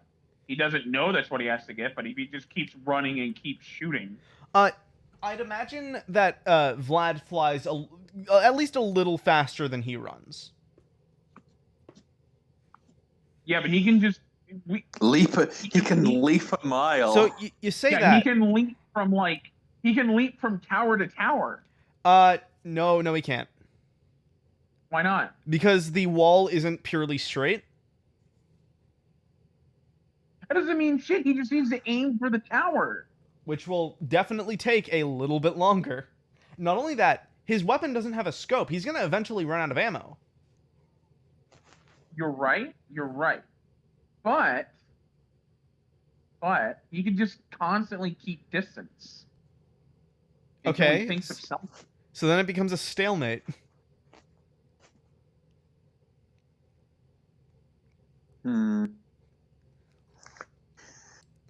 Let's see. Crockett looking he's going to to be able to kill Vlad. Well, he has to get a good shot through the heart. He does, and I don't think he's going to be able to. It's going to be a moving target. He's an expert marksman. So he's just going to. He might not go from tower to tower, but he's at least going to try and land at a vantage point, shoot up, and then eventually, either he shoots him down or they get over running water, and then Vlad can't approach anymore. Well, wait, no, so he can go without over getting running. killed. Do you know how tall the Great Wall of China is? None of those splashes are hitting It doesn't Vlad. matter. He's going over running water. It's going over running water. On both sides? Getting in contact with water is what kills a classic vampire. But they can't go over running water without being killed. Well, Which hang on. means that either people have to take a huge gap around, or he's just there, stuck in the stalemate. Well, here's the other thing. thing. If he takes a huge gap around, considering Davy Crockett can leap a mile. Hang that on. Means he can still fly. Hold on, let me finish. Hang on. That means that Davy can go ahead, go into mainland China, get whatever the fuck he needs. No, he can't. And come back to kill fucking Vlad. Steph, no, he can't. Why not? Because he's going to die of fall damage before that ever happens. When did we establish that he takes fall damage? We didn't establish that he couldn't. If he can leap a mile and live, given how long a mile is, I think he's... Presumably, with, just out of principle, because that would actually just kill him immediately. Or at least land it. Hold on. Mm-hmm. Fall damage, right? How the fuck did he survive riding the tail of a comet, then? Reality bending. He's a bit of a reality bender. Then he bends reality so he doesn't take fall damage. Fucking... I think it's fair to say that you are outvoted, and Davy Crockett takes us. I mean, well, no, hang on. Because we do have other people to get through. Hang on, because I didn't get much of a word in. Here's the other thing. Okay, fair enough. Why can't he why can't he fly over the bridge? That's not technically floating over running water. It's going over running water in general, I think, that kills him. It's not contact, it's going over it. I know. So crossing a bridge, you're just going over it. The vampire. They are incapable of doing it. They are physically incapable. But here's the thing: what's stopping him from flying over, from briefly jumping, going onto the bridge, and then he's not technically on running water. But the bridge is over running water. Yeah, exactly. It's any contact with running water, they can't do it, or they. It goes under the bridge has fucking solid ground underneath that, you know. It's the bridge, and it still counts as going over running water. I would consider it count. I don't think it counts personally. But by that logic, even then, we've already established, even without that, Davy can keep his distance. Yeah. That's all he needs. It really isn't. No, we definitely, so long as you can keep distance from Vlad. I mean, but he can't keep. I imagine Vlad's a fast flyer and all, being a vampire, but leaping a mile, an entire mile, is, I don't think. I mean, I imagine that it's similar to the old-fashioned description of Superman, which is able to leap tall buildings in a single bound. Like, him leaping a mile is, I imagine, the same sort of principle, where he's like, it's like one big leap that takes a couple of seconds instead of running a mile, whereas flying a mile is going to take, all he needs is like, he can basically leap a mile, fire back, leap another mile, fire back, and eventually he's going to bring Vlad down. Well, no, he isn't, because he's going to run out of bullets first. There is a part of the wall that crosses a river. A part. One. Singular. Yeah. But, hold on, let me look at this again.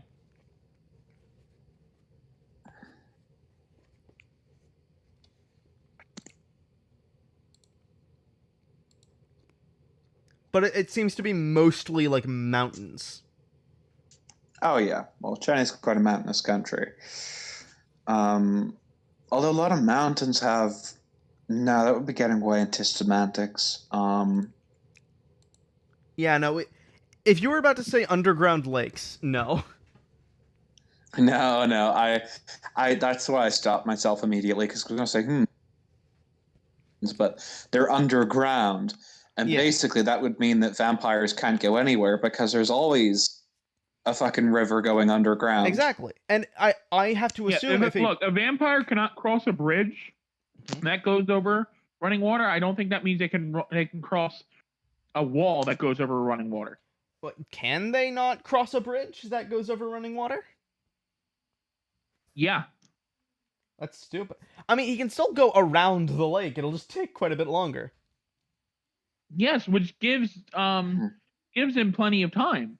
The thing is, the wall doesn't go all the way around. It splits off at a number of points. And there's a possibility they don't even get to that portion. Yeah. But that's just one possibility. There's also the possibility that he just manages to get the fucking shot, which is completely possible. It's possible, but I think they're both very unlikely. Him reaching the river and him getting the shot. I disagree. Well, with him being a master marksman, I mean... Expert, not master. He won't... especially if his target is, like, moving quickly, he very likely won't be able to get the first couple shots, like, to hit. I still think it goes to Crockett. I mean, he only needs one good shot, and he's going to have a couple of opportunities. Yeah, you want to see me piss off Claire? Don't look, Claire. Here's how I think this happens, right?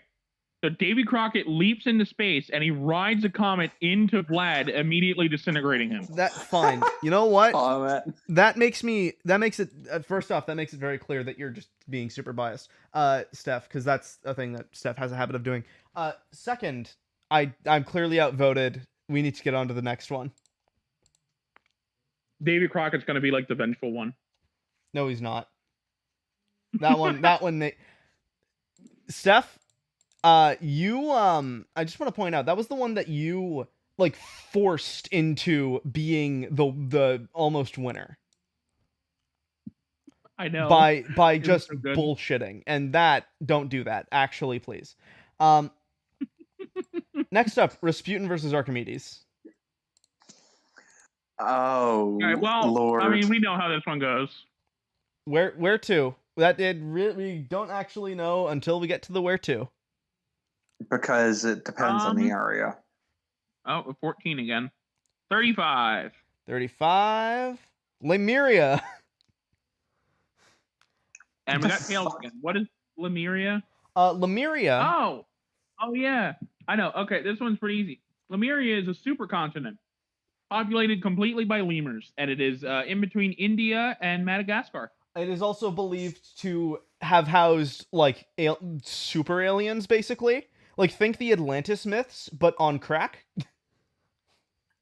Right? This is the first time hearing of this. Why is this the first time hearing of this? It's fucking... So it was... Oh, yeah. It's fucking occult level pseudoscience and shit. Yeah. It's pretty funny, but it's also very, very wacky. But the real point is it's a supercontinent. I think Archimedes just has this. I'm sorry, no, not supercontinent. It's like a It's like about the size of Madagascar. Supercontinent is all the continents Oh. in one. Oh, that's still pretty big, though. That's still big enough that I think Archimedes could probably take this. Yeah, I mean, they have. They have an entire island to cover. Oh, wait. So Wait. And if it's anything like Madagascar, it's mostly going to be jungle as well. Hang on. Yep. So Hang on. a lot of Archimedes- access. Look, Archimedes. Hang on. I just assume they Steph. both know. Flip the coin.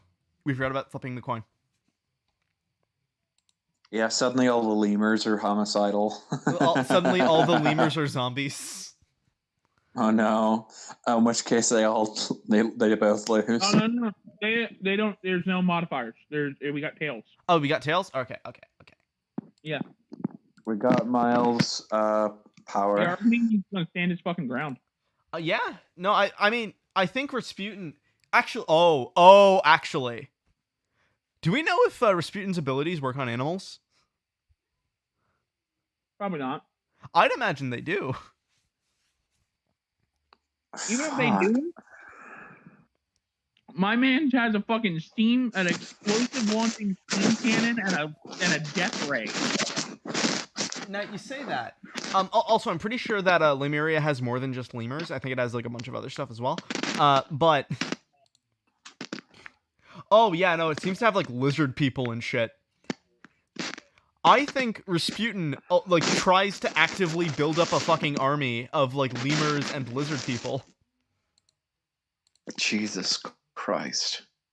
And then it becomes one man with a fuckload of fucking steam-powered equipment versus an army of lizard people, lemurs, and a fuck ton of other like weird evolution.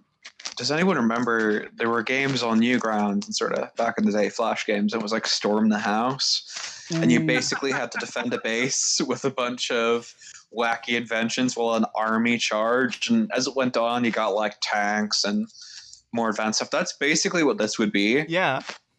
It would be a case of Archimedes getting into a fortified position, trying to build up defenses, and then just an all-out sort of attack on his fortress. He's got like fucking death rays firing off, and oh god, no reason why Archimedes can't just make a giant fucking mech. Oh my god, that's even better. He's got giant arms. He's got lasers. He's got steam power. Oh my god, he makes a fucking giant mech. He makes a giant mech to take on Rasputin and his army of lemurs and lizard and fucking evolutionary abominations. Do the lizard people have any abilities? Or are they just like lizards? I assume they're just like dinosaur people. Okay, so they're dinosaur people. So With okay, then I think Archimedes takes it. Same. These beings have no supernatural powers of their own. Then all Archimedes needs to do is get a good shot at Rasputin with his death ray, vaporize the man, and then basically all the creatures sort of, they stop fighting him. God damn, fucking! I was expecting Rasputin to like take this. Jesus. Archimedes, if they both go to like either side of the island, Rasputin has the numbers, but but Archimedes, he's not going to have access to any mech. Technology. Whereas Archimedes can fucking wizard up a death ray. From what I can tell, they have access to very like primitive technology. You know. So we're talking like Bronze Age, Stone Age. I'm talking like Stone Age. Okay, well then Archimedes takes it. It would be like if Archimedes took on that island that is the last bastion of civilization what's the name of it? A guy was killed there recently because he tried to introduce him to Jesus. They shot his Bible and he didn't see that as a warning from God to keep away. What is the name of that fucking island? It's been quarantined because they're basically living in a Stone Age and they would die because of all the modern diseases. What the fuck is it called? That's an Indian tribe, I know. Like not Native American, like actual Indian. Yeah. Yeah. It's near India, and basically the Indian government's like, oh yeah, stay away because they will probably kill you, and also you might kill them from diseases. Yeah. But I can't remember the name of it. It'll come to me later. I'll remember it like 10 minutes from now and then kick myself. Wherever it is, that's not a stage. Next up, Bruce Lee versus Blackbeard.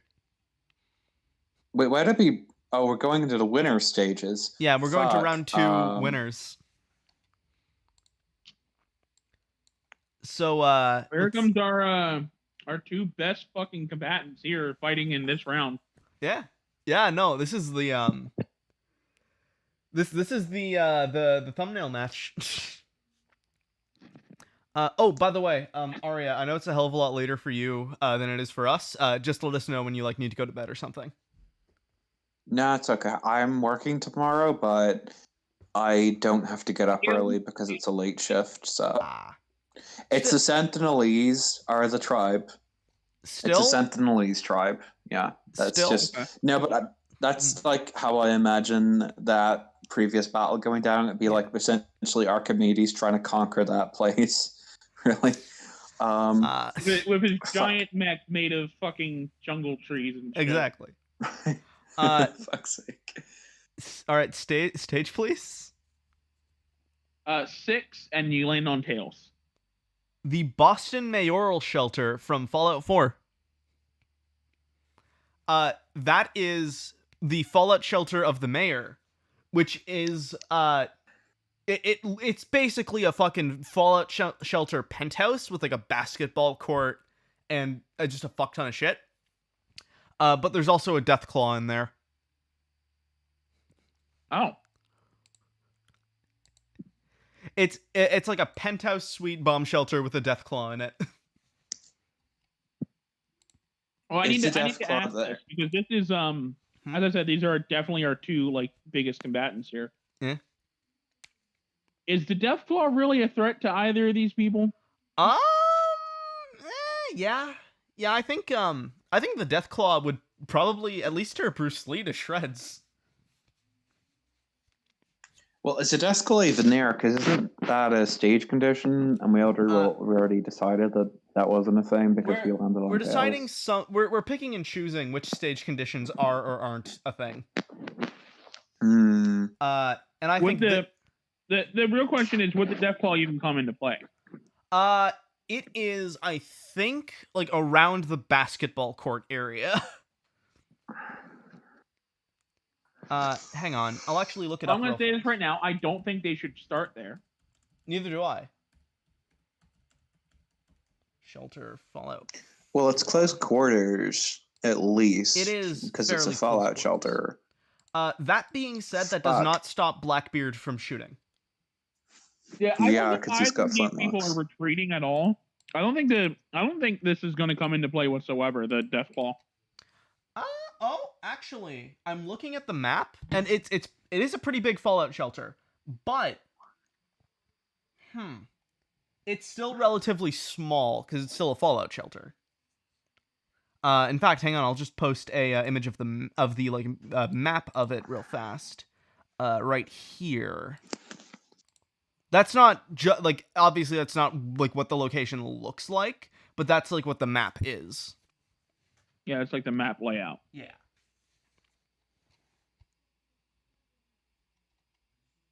Honestly, I feel like we can drop these guys in the same room without giving an unfair advantage to either. I have to completely agree. Honestly, as much as I'm a Bruce Lee fan, I think the Blackbeard has guns. Yeah, I think because Blackbeard has... He's got 6 shots, though. Only 6. You're right, but he's not going to miss point blank. There's no way he misses point blank. And he can take a decent amount of punishment from Bruce Lee. Even like the instant heart-stopping thing, I assume, wouldn't work at least quite as well against Blackbeard. Not only that, he could very easily light up the fucking thing, like the things on like the sides of his face, to shroud himself in smoke and make him harder to see and hit.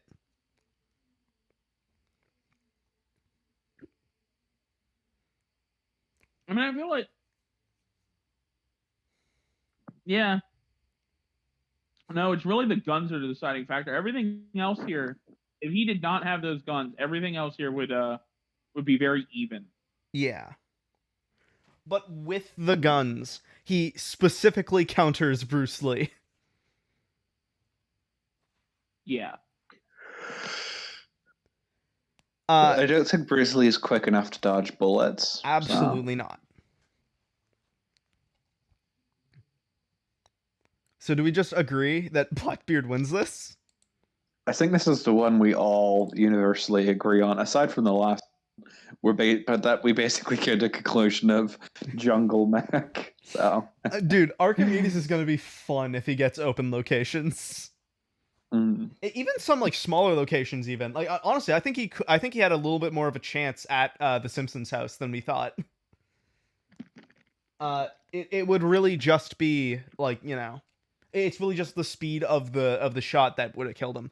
Anyway, I'm sorry, Bruce Lee, you're awesome, but I think Blackbeard takes this as well. We've all unanimously agreed. Don't get me wrong. I do want to say I do think Bruce Lee, if he sees Blackbeard pull out the gun, could dodge, but I don't think he could do it 6 times. Exactly. Especially if Blackbeard is shooting twice in a row. You know. Which I'd imagine he would. Alright. Well then, that was very fast. Next up are 2 archers, Crazy Horse versus Ivar the Boneless. oh shit. Age is 28. 28. The Hall of the Mountain King. Wow. Yeah. Which from all of the artistic depictions I've seen have been just a grand stone hall. And we got tails again. God damn it. Do we want to make a executive decision to just, you know, have an event? Nope, I just said we have tails. Well, I know. Do we want to make the executive decision? I'd say roll the toss a coin again, because it has landed on tails the past few times. Yeah. Just to be safe. Heads. Mazel tov. We cheated it, but who cares? Number 1. Everyone starts with 5 armed allies. Shit. So it's down to Native Americans versus Vikings then. Yeah. Five Native Americans, including Crazy Horse, and 5 Vikings excluding, sorry. Oh, but here's the thing. Ivar also has his 2 Viking buddies. So that adds up to 7. So they have the strength in numbers. No, I think to make it fair, we give Ivar 3 and then just give weapons to his 2 buddies. I disagree because they still have to carry him around. Yeah, they're his transport. Exactly. They're the only way he gets around. Weapons on their dad. Well, but then that gives... How do I put this? I disagree. I feel that... Then that turns his disadvantage into a disadvantage? Yeah. Yeah, that sounds about right. It makes his disadvantage much more of a disadvantage to the point where Crazy Horse would probably auto-win. Just because they have...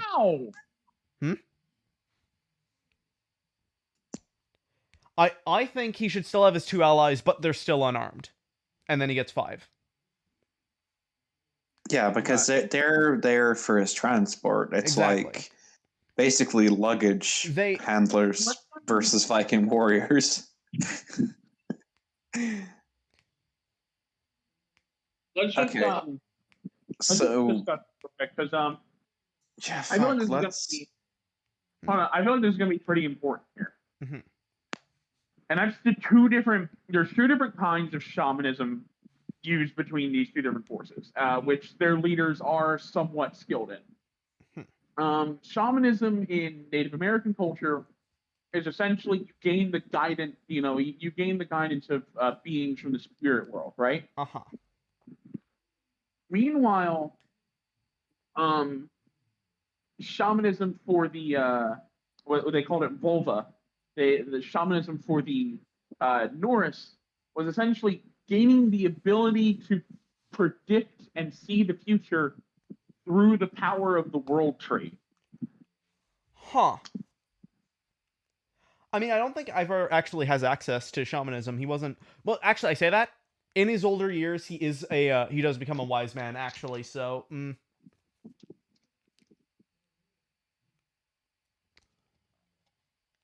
I would say in Norse mythology, wisdom is like the power of understanding the universe around you. Yeah. The more knowledge you have, the more powerful you become through wisdom.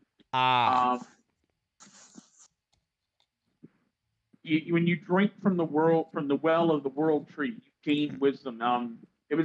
Wisdom was such an important thing to Odin that he literally killed himself and then tore out his eyeball to get more of it. Yeah. So wisdom is a big thing for the Norse people, and that is very much connected to shamanism.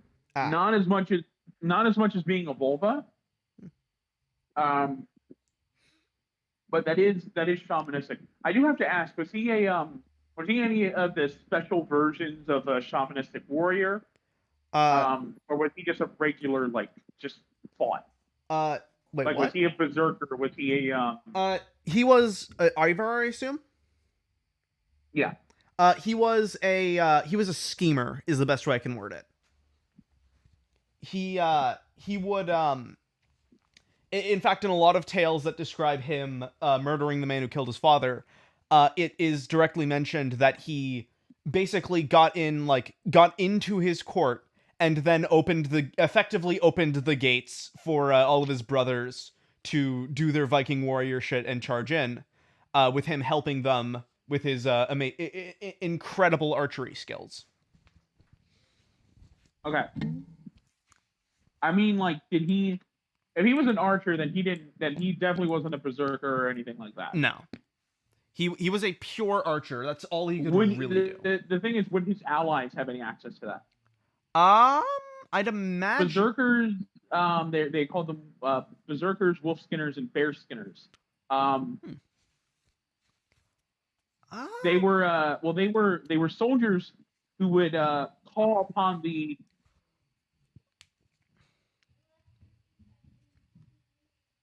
I mean, I'd imagine that it's just berserkers. That it's just 5 berserkers, and with Crazy Horse 5. No, that would be way too overpowered. How? Berserkers call upon the wrath of Thor to assist them. Sorry, in their battle. Just 5 generic Viking warriors and just 5 generic Native American warriors. Berserkers were legit shaman. They were. I didn't know that. You know the generic D&D barbarian who performs supernatural feats all the fucking time. Oh, okay. That's what a berserker is. In that case, again, just 5 generic Viking warriors versus 5 generic Native American warriors. Well, then that's already an advantage for the Native Americans. How? Right now, because your generic warrior has at least a little bit of shamanistic ability compared to your generic Viking. I wouldn't be too sure of that personally. The only thing your generic Viking really has is they pray to a god and say, "Hey, please help me." In this instance, it would either be Odin or Thor. Mm-hmm. No. You pray for Thor against the war against a greater power. In this instance, it would be Odin. Yeah. Well, what about their god of war? Would he not would they not be praying to him in this instance? Your god of war is pretty much everybody. Yeah, that's Norse mythology. Even the god of peace is a god of war. Yeah, that's kind of how it works. The god that they would pray to for this battle would be Odin. Yeah, and in fact, I'm Um, gonna grab an image of him for the stream. And essentially, the gift that Odin would give them in this situation, if he prays, like, if he like assists them, would just be just like things kind of work out in your favor sometimes. You know, it's generic divine intervention type of shit. I think if you're giving the Native Americans shamanism, you should give them the Odin helps them. Yeah, that's kind of how it. It's kind of. I'm not gonna give them, bro. If I want to give them like pure Odin powers, and they get strike true and shit. Well, yeah, So but no. you know what I mean. You know, Yeah. Odin gives them a But hand. just like, you know, like Odin will help them out. The specific one is Valkyries. So Valkyries would assist them in a way that here's a little fun fact for you. Mm-hmm. If you are a really good warrior, Yeah. you know how Valkyries gather the warriors who have died. You're a really, really fucking good warrior. Then sometimes the Valkyries don't feel like waiting, and it'll just like, They'll just oops, fucking. my hand slipped. Oops! I just killed you. Oopsie daisy. Yeah, I made his spear just slightly skid past your shield there. My bad. Oh, that's not good. Actually, that's really bad. So that's only a threat to Ivar though, because the rest of these guys are just generic. Well, you're right, and I feel like they'd probably be more inclined. I mean, honestly, Crazy Horse is also a pretty fucking good warrior. Yep. So the thing is, this is another situation here, is that this is perfect for Ivar because he's just going to keep his distance. Yeah, absolutely. He knows who he has to target. He's just going to keep fucking distance. Absolutely. Crazy Horse, even though that's his advantage in every other situation, it's not his advantage here. Yeah. Here it's a weakness to him because this long range attack can actually damage him. Yeah. No, Ivar is, I would argue, a much better, a decently better shot than Crazy Horse, I would say. The hard part is that's because Ivar can only do archery, so I had to focus on it. Exactly. Whereas Crazy Horse is like, hey, I can come at you with all sorts. The other advantage here is that Ivar needs to hit a moving target because Crazy Horse is going to be mounted. Yeah. And it's much easier for a mounted target to hit you than for you to hit a mounted target. But also, Crazy Horse's thing makes him immune to bullets, but I don't think it does. Yeah, no, that's immune what to I meant. other things. Like, yeah. But this is the one time where like a ranged combatant is a threat to him. Exactly. This and Archimedes are about it. Because wasn't he like mortally wounded by a bayonet? Isn't that how he got essentially back in the day? I believe so. Yeah. Yeah. I'm sorry. I think Ivar wins this, honestly. Yeah. Ivar and his band of merry men. Well, we have to understand the guidance of the spirits animals too. Oh, so yeah. I'm not entirely sure what Crazy Horse's spirit animal is. Presumably, it was a horse. It was a horse. But your guidance of your spirit animal is essentially just like astronomy symbols, except it's fucking pulled out of thin air by the shaman in your tribe. And it's kind of instead of the astrology symbol deciding your personality, they base your animal symbol off of your personality and say that it decided your personality before you were born. That type of shit, you know? Yeah. Crazy Horse is definitely horse. That's his, for sure. I'd have to assume. I'm not sure, but I'd have to assume. I am sure because I believe I looked it up. Anyway. Okay. Point is that like that can be its whole own thing. Now, assuming we just get a bunch of like-minded people to Crazy Horse here, so, you know, that just makes it easier for us. Yeah. There's a bunch of horses. So it's people who are similar personality-wise, but that doesn't mean that they have the same capabilities he does. It doesn't mean that they think the same way he does. Yeah. Oh wow! Someone made the Hall of the Mountain King in Minecraft. That's cool. Anyway. Oh wow, people have made quite a few Halls of the Mountain. Anyway, that's a side thing. Point is, at the end of the day, I don't think, no matter what advantages we can give Crazy Horse, this is going to be a close fight. Absolutely. A really close fight. That being said, because there's so little factors to look at, I think we can very quickly and easily say that Ivar takes this. Absolutely. Yeah. If it was just Ivar and Crazy Horse, then yeah, like at that point, Ivar can just, or Crazy Horse can just run him down. Yeah. But there's a lot of people in the way. Not only that, but Valkyries are very subtly giving help.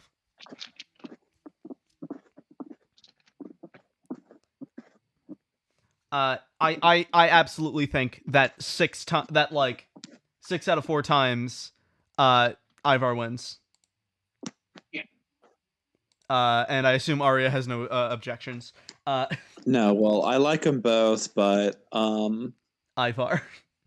Ivar takes it. You know, it would have been rooting for. You see, I like Vikings, but I also like Crazy Horse and sort of what he was fighting for. Oh, fucking Crazy Horse is like fucking baller. He was he was one of the most compassionate people in his tribe. In fact, yeah, the only warrior that was more passionate than him, I would argue, is that there was a woman. She was like the number 2 on like big threats in the Battle of Little Bigfoot. Her and her brother, her brother was like number 3 or 4. I said compassionate, not passionate. I cannot remember her name for the fucking life of me. I'll actually real quick bring something. So his tribe, Crazy Horse's tribe, it was a big fan of giving, of basically giving to the poor. And one day, Crazy Horse, helped hunt a, I think it was a, buffalo. And he was the one who fucking killed it when he was like 10. It was like 7 or 10, one of the two. And when he brought it home, and like his family, wait, no, I'm being an idiot. His father was the one who caught the buffalo. But when he was like they had prepared it all for dinner. And then, fucking Crazy Horse decided, hey, I'm going to tell all of the like poor people who can't like get food right now because it's freezing cold. It's like, winter time. He tells them, yo, we just caught a buffalo. If y'all want any, come get some. And he was like,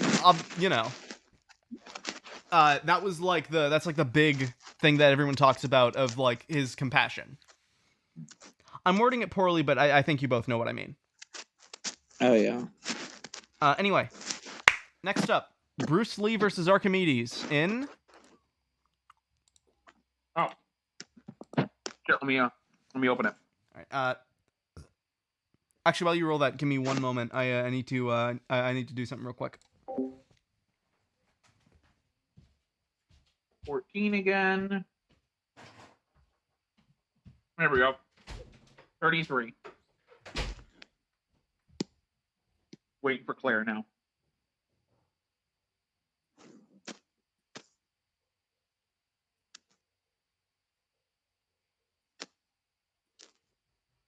Oh.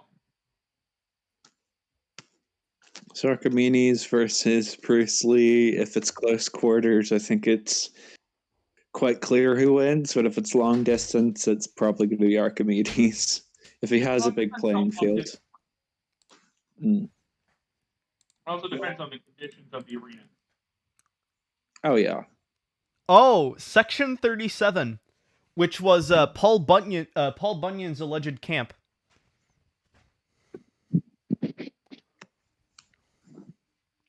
Pretty much just a big ass fucking fucking tent. Yeah, it's more than just a tent. It's like the full camp. So like it's a very big camp.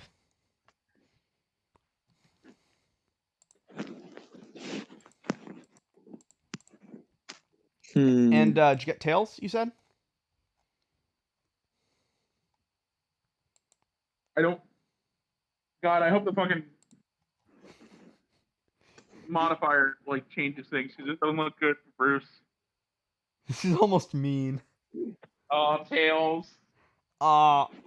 Actually, I would suggest we make a second executive decision, but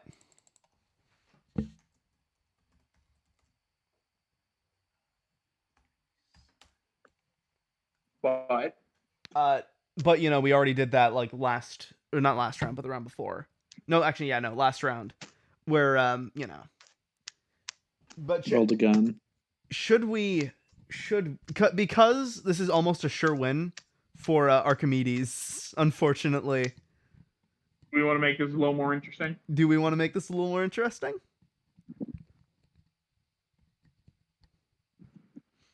I'm rolling. All right.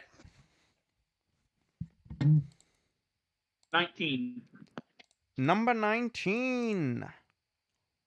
Reroll twice. Each event only affects one character.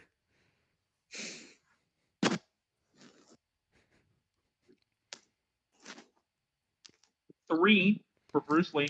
Okay, so he gets source engine console commands.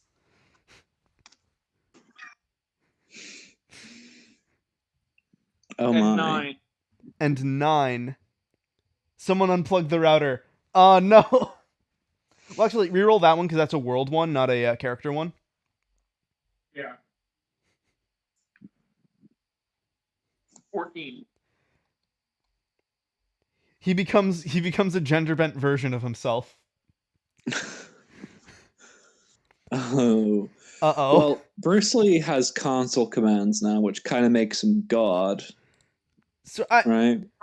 I will make the executive decision that he cannot get God mode. That is the one he can't get. So here's the thing. Bruce Lee can theoretically create anything. Yeah. He can fly. Yeah. But he can also teleport. Yeah. But one thing we're forgetting. Mm-hmm. He needs to know the exact coordinates in order to teleport. Yeah. So, is it pretty much just flying Bruce Lee that can with the fucking Maxwell's notebook? Yeah, basically. And again, I'm not giving him God mode. That's not a thing. That's not a thing I'm gonna give him.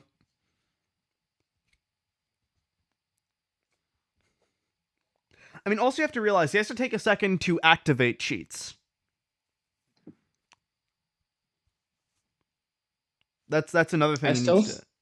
I still think he takes it because all he needs to do with what's his name? Archimedes. Archimedes is getting close, and then he's done. And if he's flying at high speeds, then you know. It's not that fast. It's pretty fast. It's like about the speed of like your average bird. But would Bruce Lee hit a woman? Hmm? Would Bruce Lee hit a woman? That is a very good question. Would he hit a woman? I don't think if his life was in danger, I don't really think gender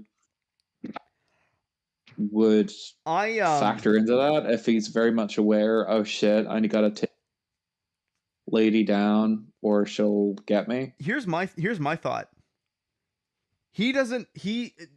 I assume he wouldn't know that that's Archimedes like at first glance because as far as he knows, Archimedes is a dude.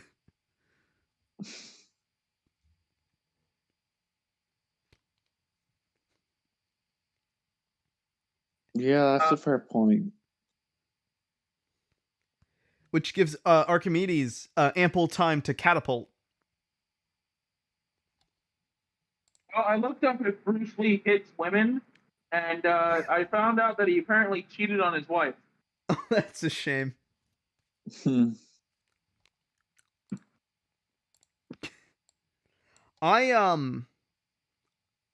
I think Archimedes has a chance, but I want to hear what you guys think of who would win.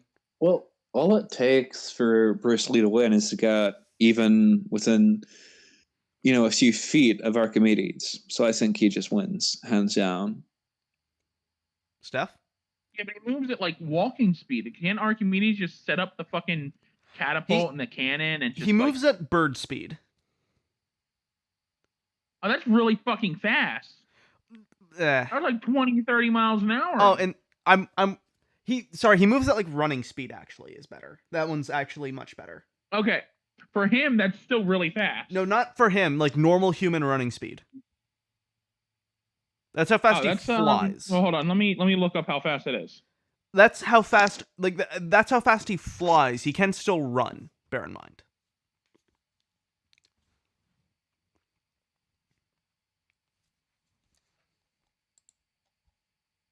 The average running speed for men was 9 minutes per mile, just about. Huh. That's I couldn't run that fast.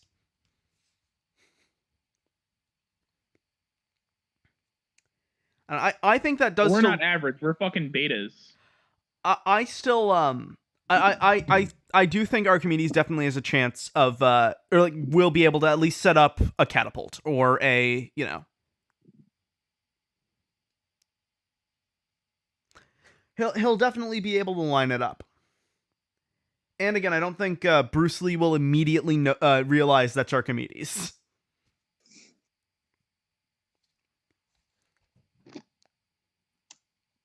Yeah, the only problem is like with that is that the catapult would take a while to reload. So if he misses that shot, he is done. As with the cannon. In fact, there's a possibility that Bruce Lee doesn't even know who the fuck Archimedes is.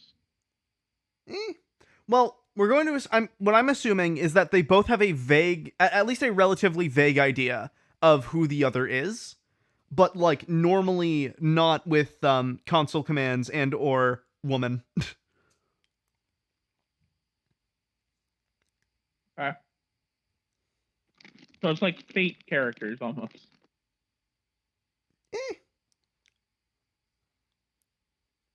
I mean, currently with the abilities, yeah. Anyway, I'm thinking, honestly, I'm kind of thinking Archimedes.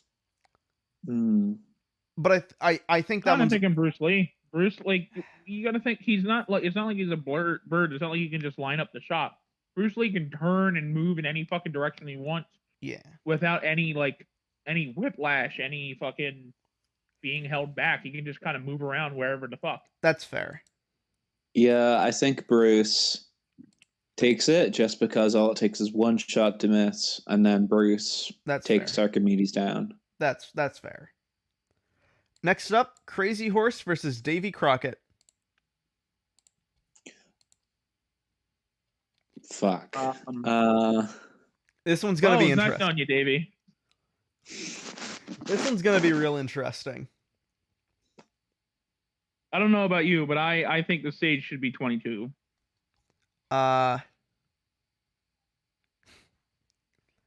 With no modifier again. It takes place inside of an Old West saloon. Oh, well, everybody's immediately hostile to Crazy Horse. That's good to know. I actually disagree. His tribe was actually like pretty cool with the towns that surrounded them. In fact, they would regularly like go to the general stores and shit to buy stuff, especially in like the freezing cold winters. All right.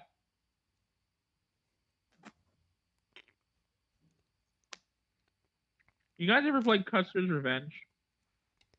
No, that sounds like a wacky... I've heard of it. I've never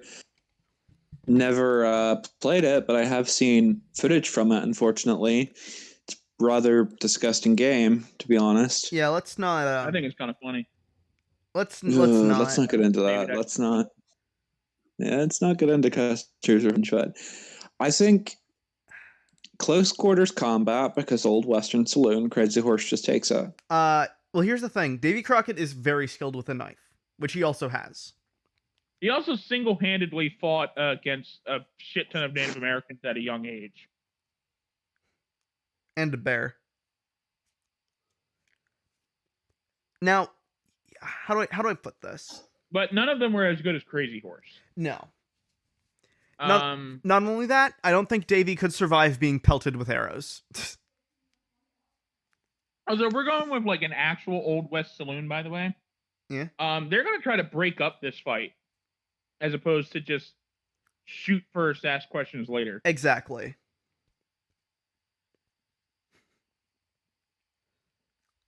That is certainly.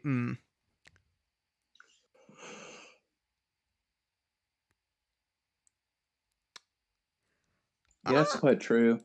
Still, it's about thing is, David Crockett is impressive at range, but he has a gun which doesn't work on Crazy Horse. Yeah. Which means it's a hand-to-hand fight. Or and we know that both of them are very skilled at that. Or but Crazy Horse at the same time, pelts him with arrows. On top of that, if Crazy Horse feels like he's losing, he can just dip. He can. He can fight at range. No one or Davy can't. Exactly. Well, that being said, Davy could leap towards him with his knife. That's a good point. He can leap a mile. But if at that point he can't like maneuver in the air, he's just an easy target. That's kind of why I thought he should have lost at the Great Wall. But anyway. Well, because he can leap faster than Dracula can move. Like if he's but he can't maneuver himself when he's jumping. So if he miscalculates a jump, he just fucking falls to his death. Anyway, he's not gonna miscalculate a jump. Anyway, I think we all agree. Yeah, Crazy Horse takes one. I think. Is Crazy Horse the guy's actual name? Because I know that yes. Like, because I know that like in some tribes they would have their names would be more like titles, such as and I'm using an example here that is historically accurate, albeit a bit exaggerated, such as Eagle Flies and Rains Fall from Red Dead 2. Like, so was the guy's name actually Crazy Horse? Yeah. I think it was Shanahan. His real name is Shanahan. It'd be funny if his name actually was Crazy Horse. So next one, speaking of Crazy Horse, this is also a battle for the ages. Crazy Horse versus Bruce Lee. Oh shit. Shit. Oh, good lord. Yeah. Okay, well, it depends on the stage. 21. If it's rain. 21. Oh, I think I know what 21 is. Okay. Okay. I know Steph doesn't know this one, but Ari, have you ever seen Germa985? Hit YouTuber Germa985. I have not. Okay. There's this game he played at one point, which he's kind of famous for now, called Mad Dog McCree. In that game, there is a bottle throwing section where some guy is just tossing fucking bottles into the air, and you're supposed to shoot them. If you miss, he just goes, "Oh, you missed that one. Try another," and Trevor just kept missing it. Point is, they're in that shooting section in Mad Dog McCree. It is an FMV game, and they're like right underneath the person trying desperately to shoot the flying bottles and missing horribly. And they're like right below where the bottles are being thrown. Oh dear. Is there a stage condition? Any events? Yes.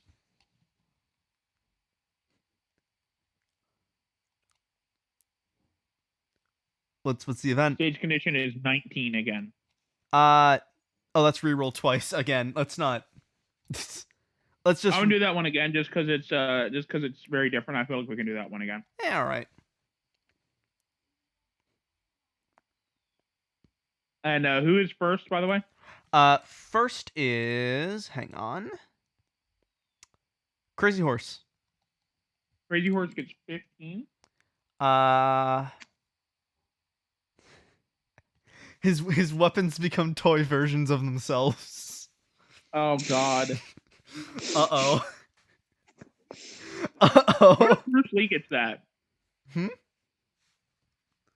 weapon is his body. I think if Bruce Lee gets that, he gets boxing gloves and, like, you know. No, Bruce Lee got number 4. Number 4. Someone left big head mode on, which means he has a giant head. Can he support the head with his It's supported body? perfectly. It acts like big head mode in video games. Okay, I think hold on, Bruce Lee takes this because Crazy Horse. He just starts headbutting people, right? Yeah. Crazy Horse just got fucked over. Oh shit. He Look, has. that sucks for Crazy Horse to win, like the whole fucking Yeah. thing. Yeah, me too. I mean, He's real fucking cool compared to like Rasputin, the fucking child rapist, alleged child rapist. possibly. I mean, you don't think that I know you don't think that Michael Jackson did it, so anyway.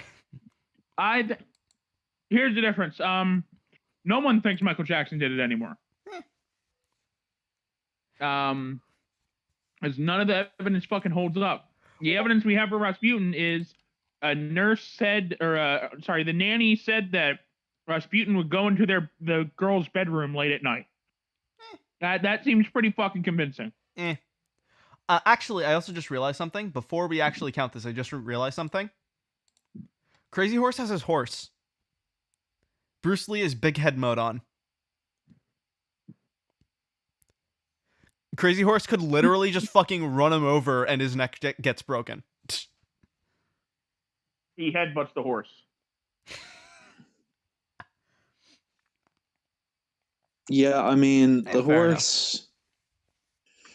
Crazy Horse excels best, and his horse is more a mode of transportation than a weapon. He excels best with his marksmanship and his hand-to-hand combat, but both are rendered useless because they're essentially like a squeaky axe and like a bow and arrow, a Nerf bow and arrow. Yeah, and I imagine he's got a suction cup on the end of it, don't you know? Yeah, that was my thought as well, like a bow and arrow with a suction cup. Crazy Horse got fucked over so bad. Next up, Blackbeard versus Ivar. Fuck. Well, I already have a winner in my mind, but I suppose it depends on the stage. Yeah, same. Let's see the stage. Let's see what the stage is. 20. Number 20. The cart on the a cart that's on the Oregon Trail. Well, they get 19. Oh, sorry, they get heads. Heads. And the stage the modification is 8. Number 8. Oh, reverse fight. Oh, this is my favorite. It's a race to see who can kill themselves the fastest. I'm sorry, hold on. Who is Ivar fighting? Blackbeard. Yeah, all right. That one's pretty easy. Ivar just has his 2 fucking minions beat the shit out of him while fucking Blackbeard's desperately trying to kill himself.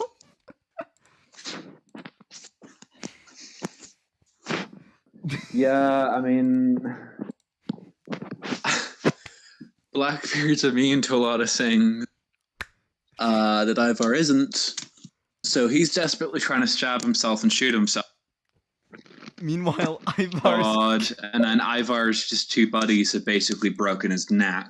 Exactly. So, and sent him off to Valhalla. You know. Yeah. If they just look at him hard enough, he would just like fucking shatter into pieces.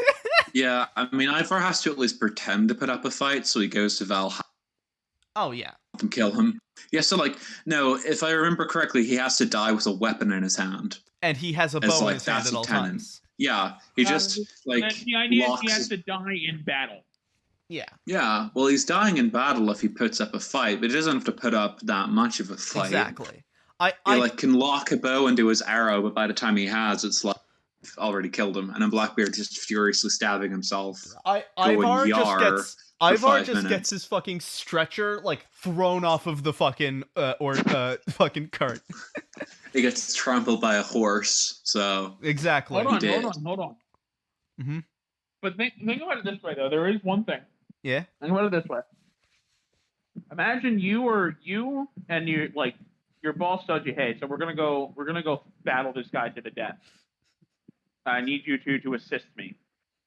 So you're carrying your boss, you and your buddy, and you get to the location, Yeah. and you see a fucking pirate there, right? And your boss gets up off the stretcher, and he's like, quickly kill me. You're not gonna just do it unthinkingly. You're gonna be like, fucking what? Why would we do that? That's fair. But Blackbeard could not kill himself before he explains it, you know? Yeah.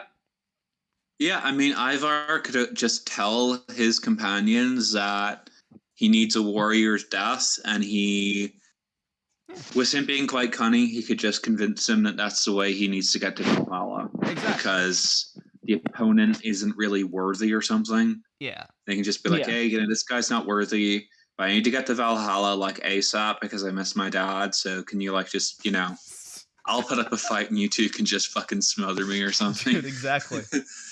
I actually like the whole idea of Valhalla because it's like you lose a battle, but you go down honorably. So it's like, what's the definition of a battle? Yeah. Kind of thing. And basically what I'm just going to get directly to the point. Like if you lose your battle with a terminal illness, you tactically get into Valhalla. And I think that's quite a neat idea. Yeah. Because you died fighting. So I just think that's kind of neat. Yeah. That's real interesting. A lot of the Valkyries, there's what I can only refer to as second generation Valkyries, which are Valkyries that fucked some of the people in Valhalla, got pregnant, and gave birth to more Valkyries. Huh. One of Thor's daughters is a Valkyrie. Like anyone can become a Valkyrie. Rad. Through the eternity. Also, it's the rematch. Blackbeard versus Bruce Lee. Oh god, we're almost done this already, aren't we? Yeah, we are. Damn. This is the final fight. It's Blackbeard versus Bruce Lee. It's not the final fight. Whoever wins this versus Ingvar. Yeah. And then if Ivar loses, it's that but again. Oh, Ivar, not Ingvar, sorry. Give me a stage. Location number 2. The Red Sea as Moses is parting it with a Beyblade. Hang No on. modifiers. Huh? No modifiers. Hang on, I gotta... I'm just gonna say this right now. Yeah? Can we make things more interesting and just ignore the guns? Well, if we ignore the guns, then Bruce Lee wins.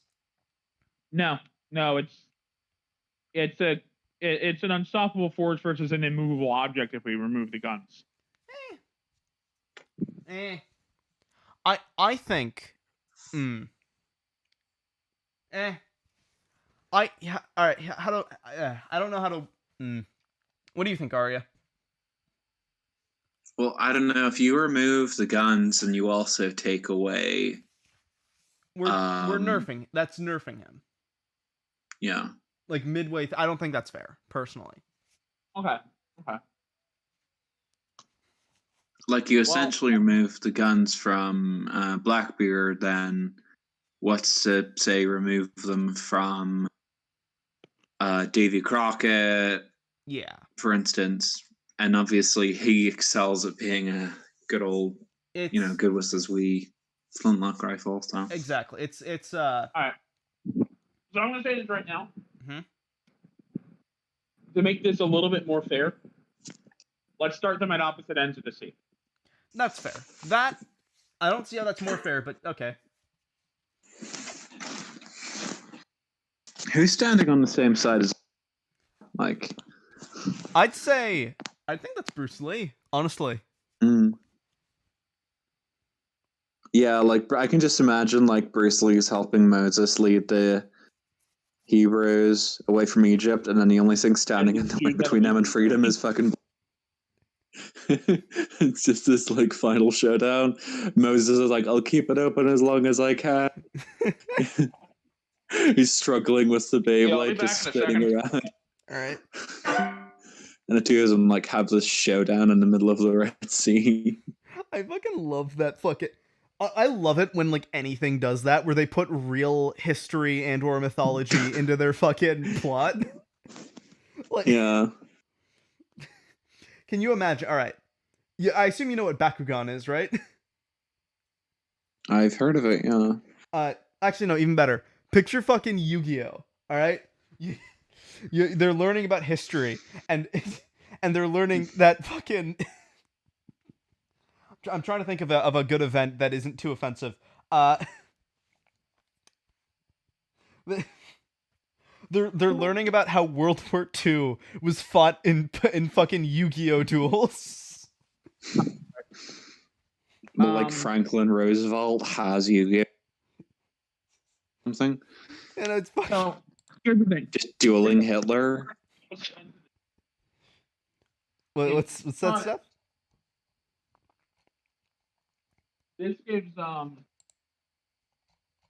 gives Bruce Lee plenty of time to dodge, but at the same time giving Blackbeard time to reload. Yeah. Giving them both an advantage as well as a disadvantage. Yeah. It makes it harder for Blackbeard to shoot, but makes it easier gives him more chances to do so. Exactly. Giving a bit of an advantage to Bruce Lee more than Blackbeard, but still an advantage to both. Yeah, and even then, I think he's going to. I think he's going to be smart enough to save at least one shot. I feel like he sees the amount of distance that is good. Hold on, Arya, how long is the Red Sea? Go ahead and Google that for me. How long is the Red Sea? Well, keep in mind they're only crossing from one side to another. Oh, how wide is the Red Sea? Fair enough. Okay. I mean, I don't think it is that long. I'm thinking about it.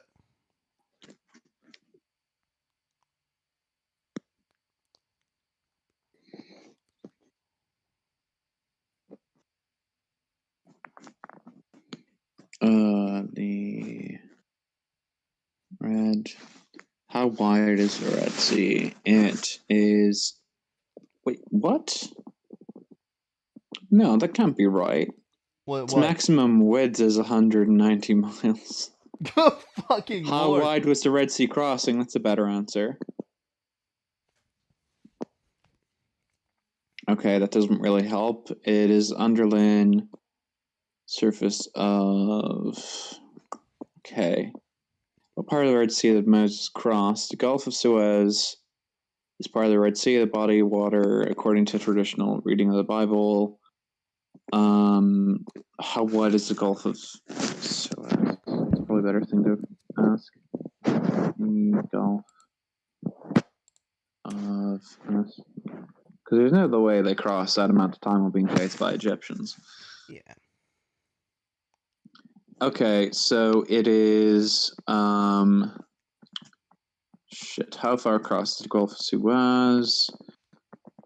Okay, but that can't be right. 195 miles. It still can't be right. It has 25 to 40 kilometer widths. And what's that in miles? 40 kilometers in miles is probably about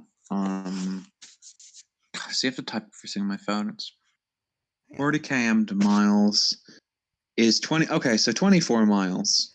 That's pretty long. Give or take. Yeah, I mean, it's not ridiculously. See each other until pretty deep into that. Yeah. So the Hebrews had to cross 24 miles, get away from the. That Bruce Lee was an Egyptian slave. No, I already established the lore on this. Like, Bruce Lee teamed up with Moses. Yeah. But then the only thing stopping the Hebrews from getting to freedom was Blackbeard. So then Moses is like, I'll keep it open. You need to go stop him so my people can be let go. And Bruce Lee was like, "Yeah, fine." He's like, "Hold it So up if as long Black- as I can." Fucking Wait. Beyblade spinning around. So if Blackbeard wins, Yeah, I know. then we destroy the Bible. Yeah. This fake Grand Order fan fiction I have ever read in my life. It really is. Are we gonna factor in the fact that Bruce Lee has God on his side, or is that No, like we're not too much? doing No, that. no, No. he specifically told God, "I don't need your fucking help." Exactly. Yeah. Although, You gotta think: Are we going under the context that this battle already happened, or can I actually make a suggestion? Sure. Fucking Bruce Lee does have God on his side, but Blackbeard has Satan on his side. no? Because Bruce Lee would win that. He gets the type advantage. Well, here's the thing. Blackbeard is considered a devil. Or like a demon, rather. I don't think we should give him God on his side. I think he's like, "Fuck you, God. I don't need your fucking help." Alright. Hold on. Look up. Was Bruce Lee an atheist? I doubt it. I have my No, doubts. I think it's no. If we're going with the Beyblade version, then essentially Moses used a Beyblade, so God wasn't really there. So You're right. because think- it's that fucking stage. Anyway, I think so- Blackbeard wins. Lee self-identified as an atheist. There we go. Oh, Yeah. He doesn't need God. I still think Blackbeard wins. Yeah. Yeah, no, he won the other fight against Lee. The thing is, he's got space now, though. He's got space he didn't have before. Yeah. I gotta go. And I think those extra shots definitely... I don't think Bruce Lee can dodge bullets reliably. That's what I'm going to say. Listen, No. I have to go. Oh. Before I just wanted to be known that I think Bruce Lee has the chance here. Wait, you have to like leave? In your room. Yeah, you have to like leave, Steph? Yeah, I have to like leave. Oh, but shit. I can stick around just for the end of this fight. And I have to say, I think Bruce Lee wins this. I think me and Arya disagree, but I'm sorry. I'll see you later. Arya, out of pure... A minute, like I said. Oh, you have like a minute? Yeah, I have a minute. All right, in that case... I have to end. I have to wrap this up quick. So I'm telling you right now, I think Bruce Lee wins. Now that he has the space. In that case... He has enough space to avoid his long range. I disagree. I think he sits here and he waits until it looks like Blackbeard's trying to reload. He closes the distance, and then it just becomes, like I said, unsolvable force versus immovable object. But then Blackbeard notices that because he's not a fucking idiot, and he's gonna he's gonna save ammo at that point. Okay.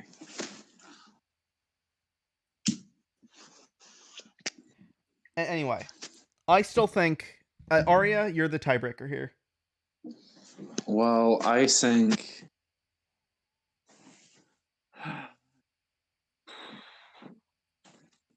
Well, I think Blackbeard takes that, to be honest. So what you're telling me is that you support all the actions that Blackbeard has ever committed. So anyway, since we're done with this battle, Arya, I have a very important question. Yes. We have 2 battles left. Do you want to save those 2 battles for a very, very short part 2? Or No, I think we may as well just wrap it up here. all right. Packed away. In that case, Steph, you're gonna head out before we finish the next battle. I apologize. I can stick around. I'll tell you like right when. This is Ivar versus Blackbeard, right? Yeah, this is Ivar versus Blackbeard again. I can't do rolling right now. I won't be able to stick around for very much longer. Hang on, Arya, do you mind? You were rolling when Steph was gone earlier. No, I don't mind. All right. Yeah, I'm good now. So, who's next for the? Oh, who's fighting next? Yeah. Ivar, Blackbeard. Yeah, Blackbeard. Ivar. Ivar is fighting Blackbeard Blackbeard. wants your Crockett, so Okay, so we number I got is 50. 15? No, 50. Oh, 50. Oh. I do want to say real quick. So, Mhm. I'm not. Like I said, I'm not going to be here for the last bit, but I'm just going to make this prediction right now. Mhm. I do not think Ivar is going to win this. Eh. The only reason, the only reason that Blackbeard lost to Ivar Mhm. is because of the role. Well, here they're at the scene of the writing of the U.S. Constitution. Okay.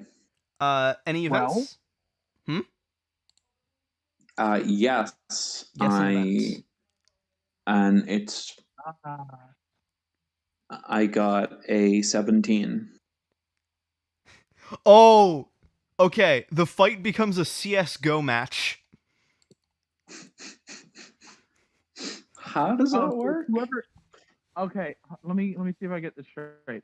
It's whoever gets the most kills in a period of time. No. What's going on is that Ivar, one of the two is terrorists. The other is the other one. One of them has a bomb which they have to plant, and the other has to disarm it. Oh, that kind of CS:GO match. Yeah. I thought it was just death match. No. They keep respawning. Yeah, no, they keep respawning until someone disarms the bomb that the other hid. Or the bomb goes off. Or the bomb goes off. I think. Well, I'm gonna say this right now. I think it's better for both of them if Blackbeard has the bomb. Specifically because Ivar can't hide the bomb because of how he is, and at the same time, Ivar has two guys who presumably also respawn. Oh, speaking of, I also want to add, because they respawn, both of Ivar's allies also get choices of guns. But they're also Vikings, so they don't know what guns are, but And Steph vanished. So, thoughts? Okay, well, fuck. I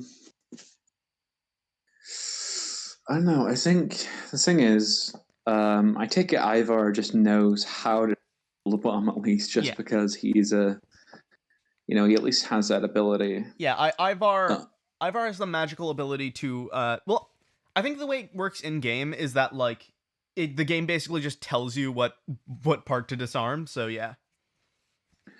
Okay, I think that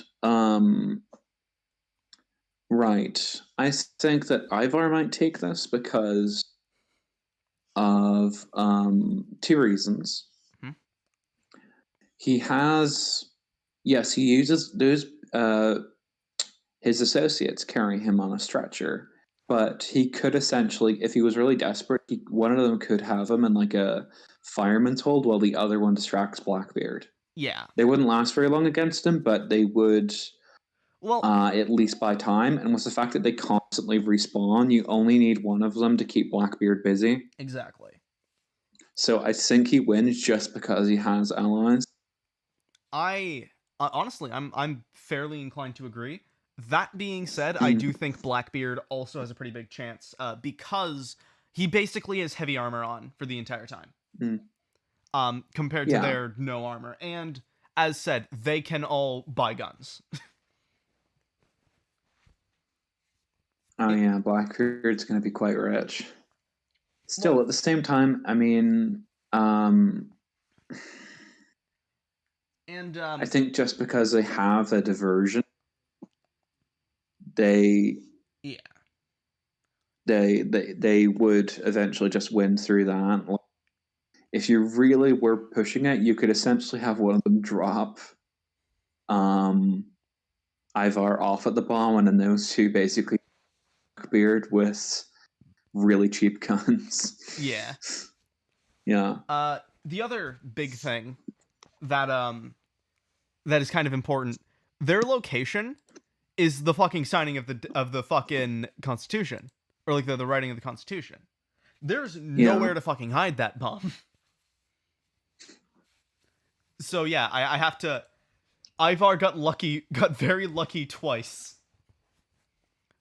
which is oddly fitting. If I'm being completely honest, it's oddly fitting. Yeah, because he has the gun. I mean, surely they would, Yeah. Like we established in the last fight that the Valkyries were helping him. It's kind of the same thing. Yeah, it's oddly fitting with Ivar's character as well. I believe a big part of him is, being lucky. Now here's the thing. Ivar officially wins. But do you want to have one more fight just for the fuck of it? Sure, why not? All right. And it'd be Ivar versus Blackbeard again. What I like to do at like the final stage is instead of rolling, we pick. Like we like come up with a stage on the fly. Improv, all that stuff. Okay, well, I would say that those two are fighting in Mustafar, like the fucking lava planet. Oh. And the condition is that fuck, I'm trying to think of a clever condition. The condition is that the condition I think that the condition should be that the lava You were saying something. I'm sorry. Were you No, I can't really think of one because you already have the lava. Well, I'm thinking that the climate of the planet is reversed, and so the scorching hot lava is actually freezing cold ice. Ooh. That being said, I have personally, I have a separate suggestion. For stage, we go with the Slender Mansion. Oh no, we're not going there. And the event and the special unique event is that it's actually a detective murder mystery. And they have to figure out who killed Slender Man.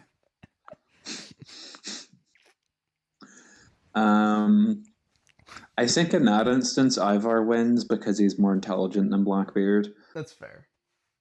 But on Cold Mustafar, I don't know. On Cold Mustafar, it is a pretty big toss-up. Especially, I assume they're like relatively close from each other. Yeah.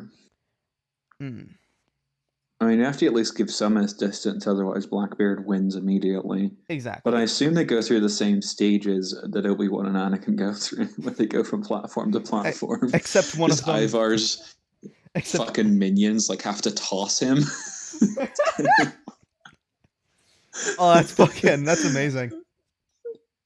Yeah, they pick him up and carry him, and then it eventually leads to You are my brother, Anakin.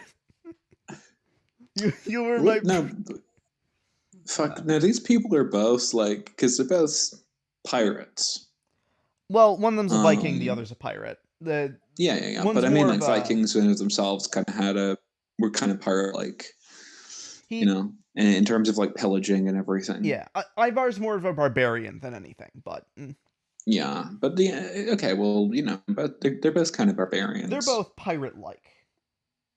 They're both pirate-like, so you can't really have someone being the Obi-Wan because they're both kind of bad. They're... So what? They both die in the freezing cold snow. Well, I mean, you can't really have a scene where someone calls out of the high ground because neither of them have the high ground. Well, Blackbeard can get the high ground.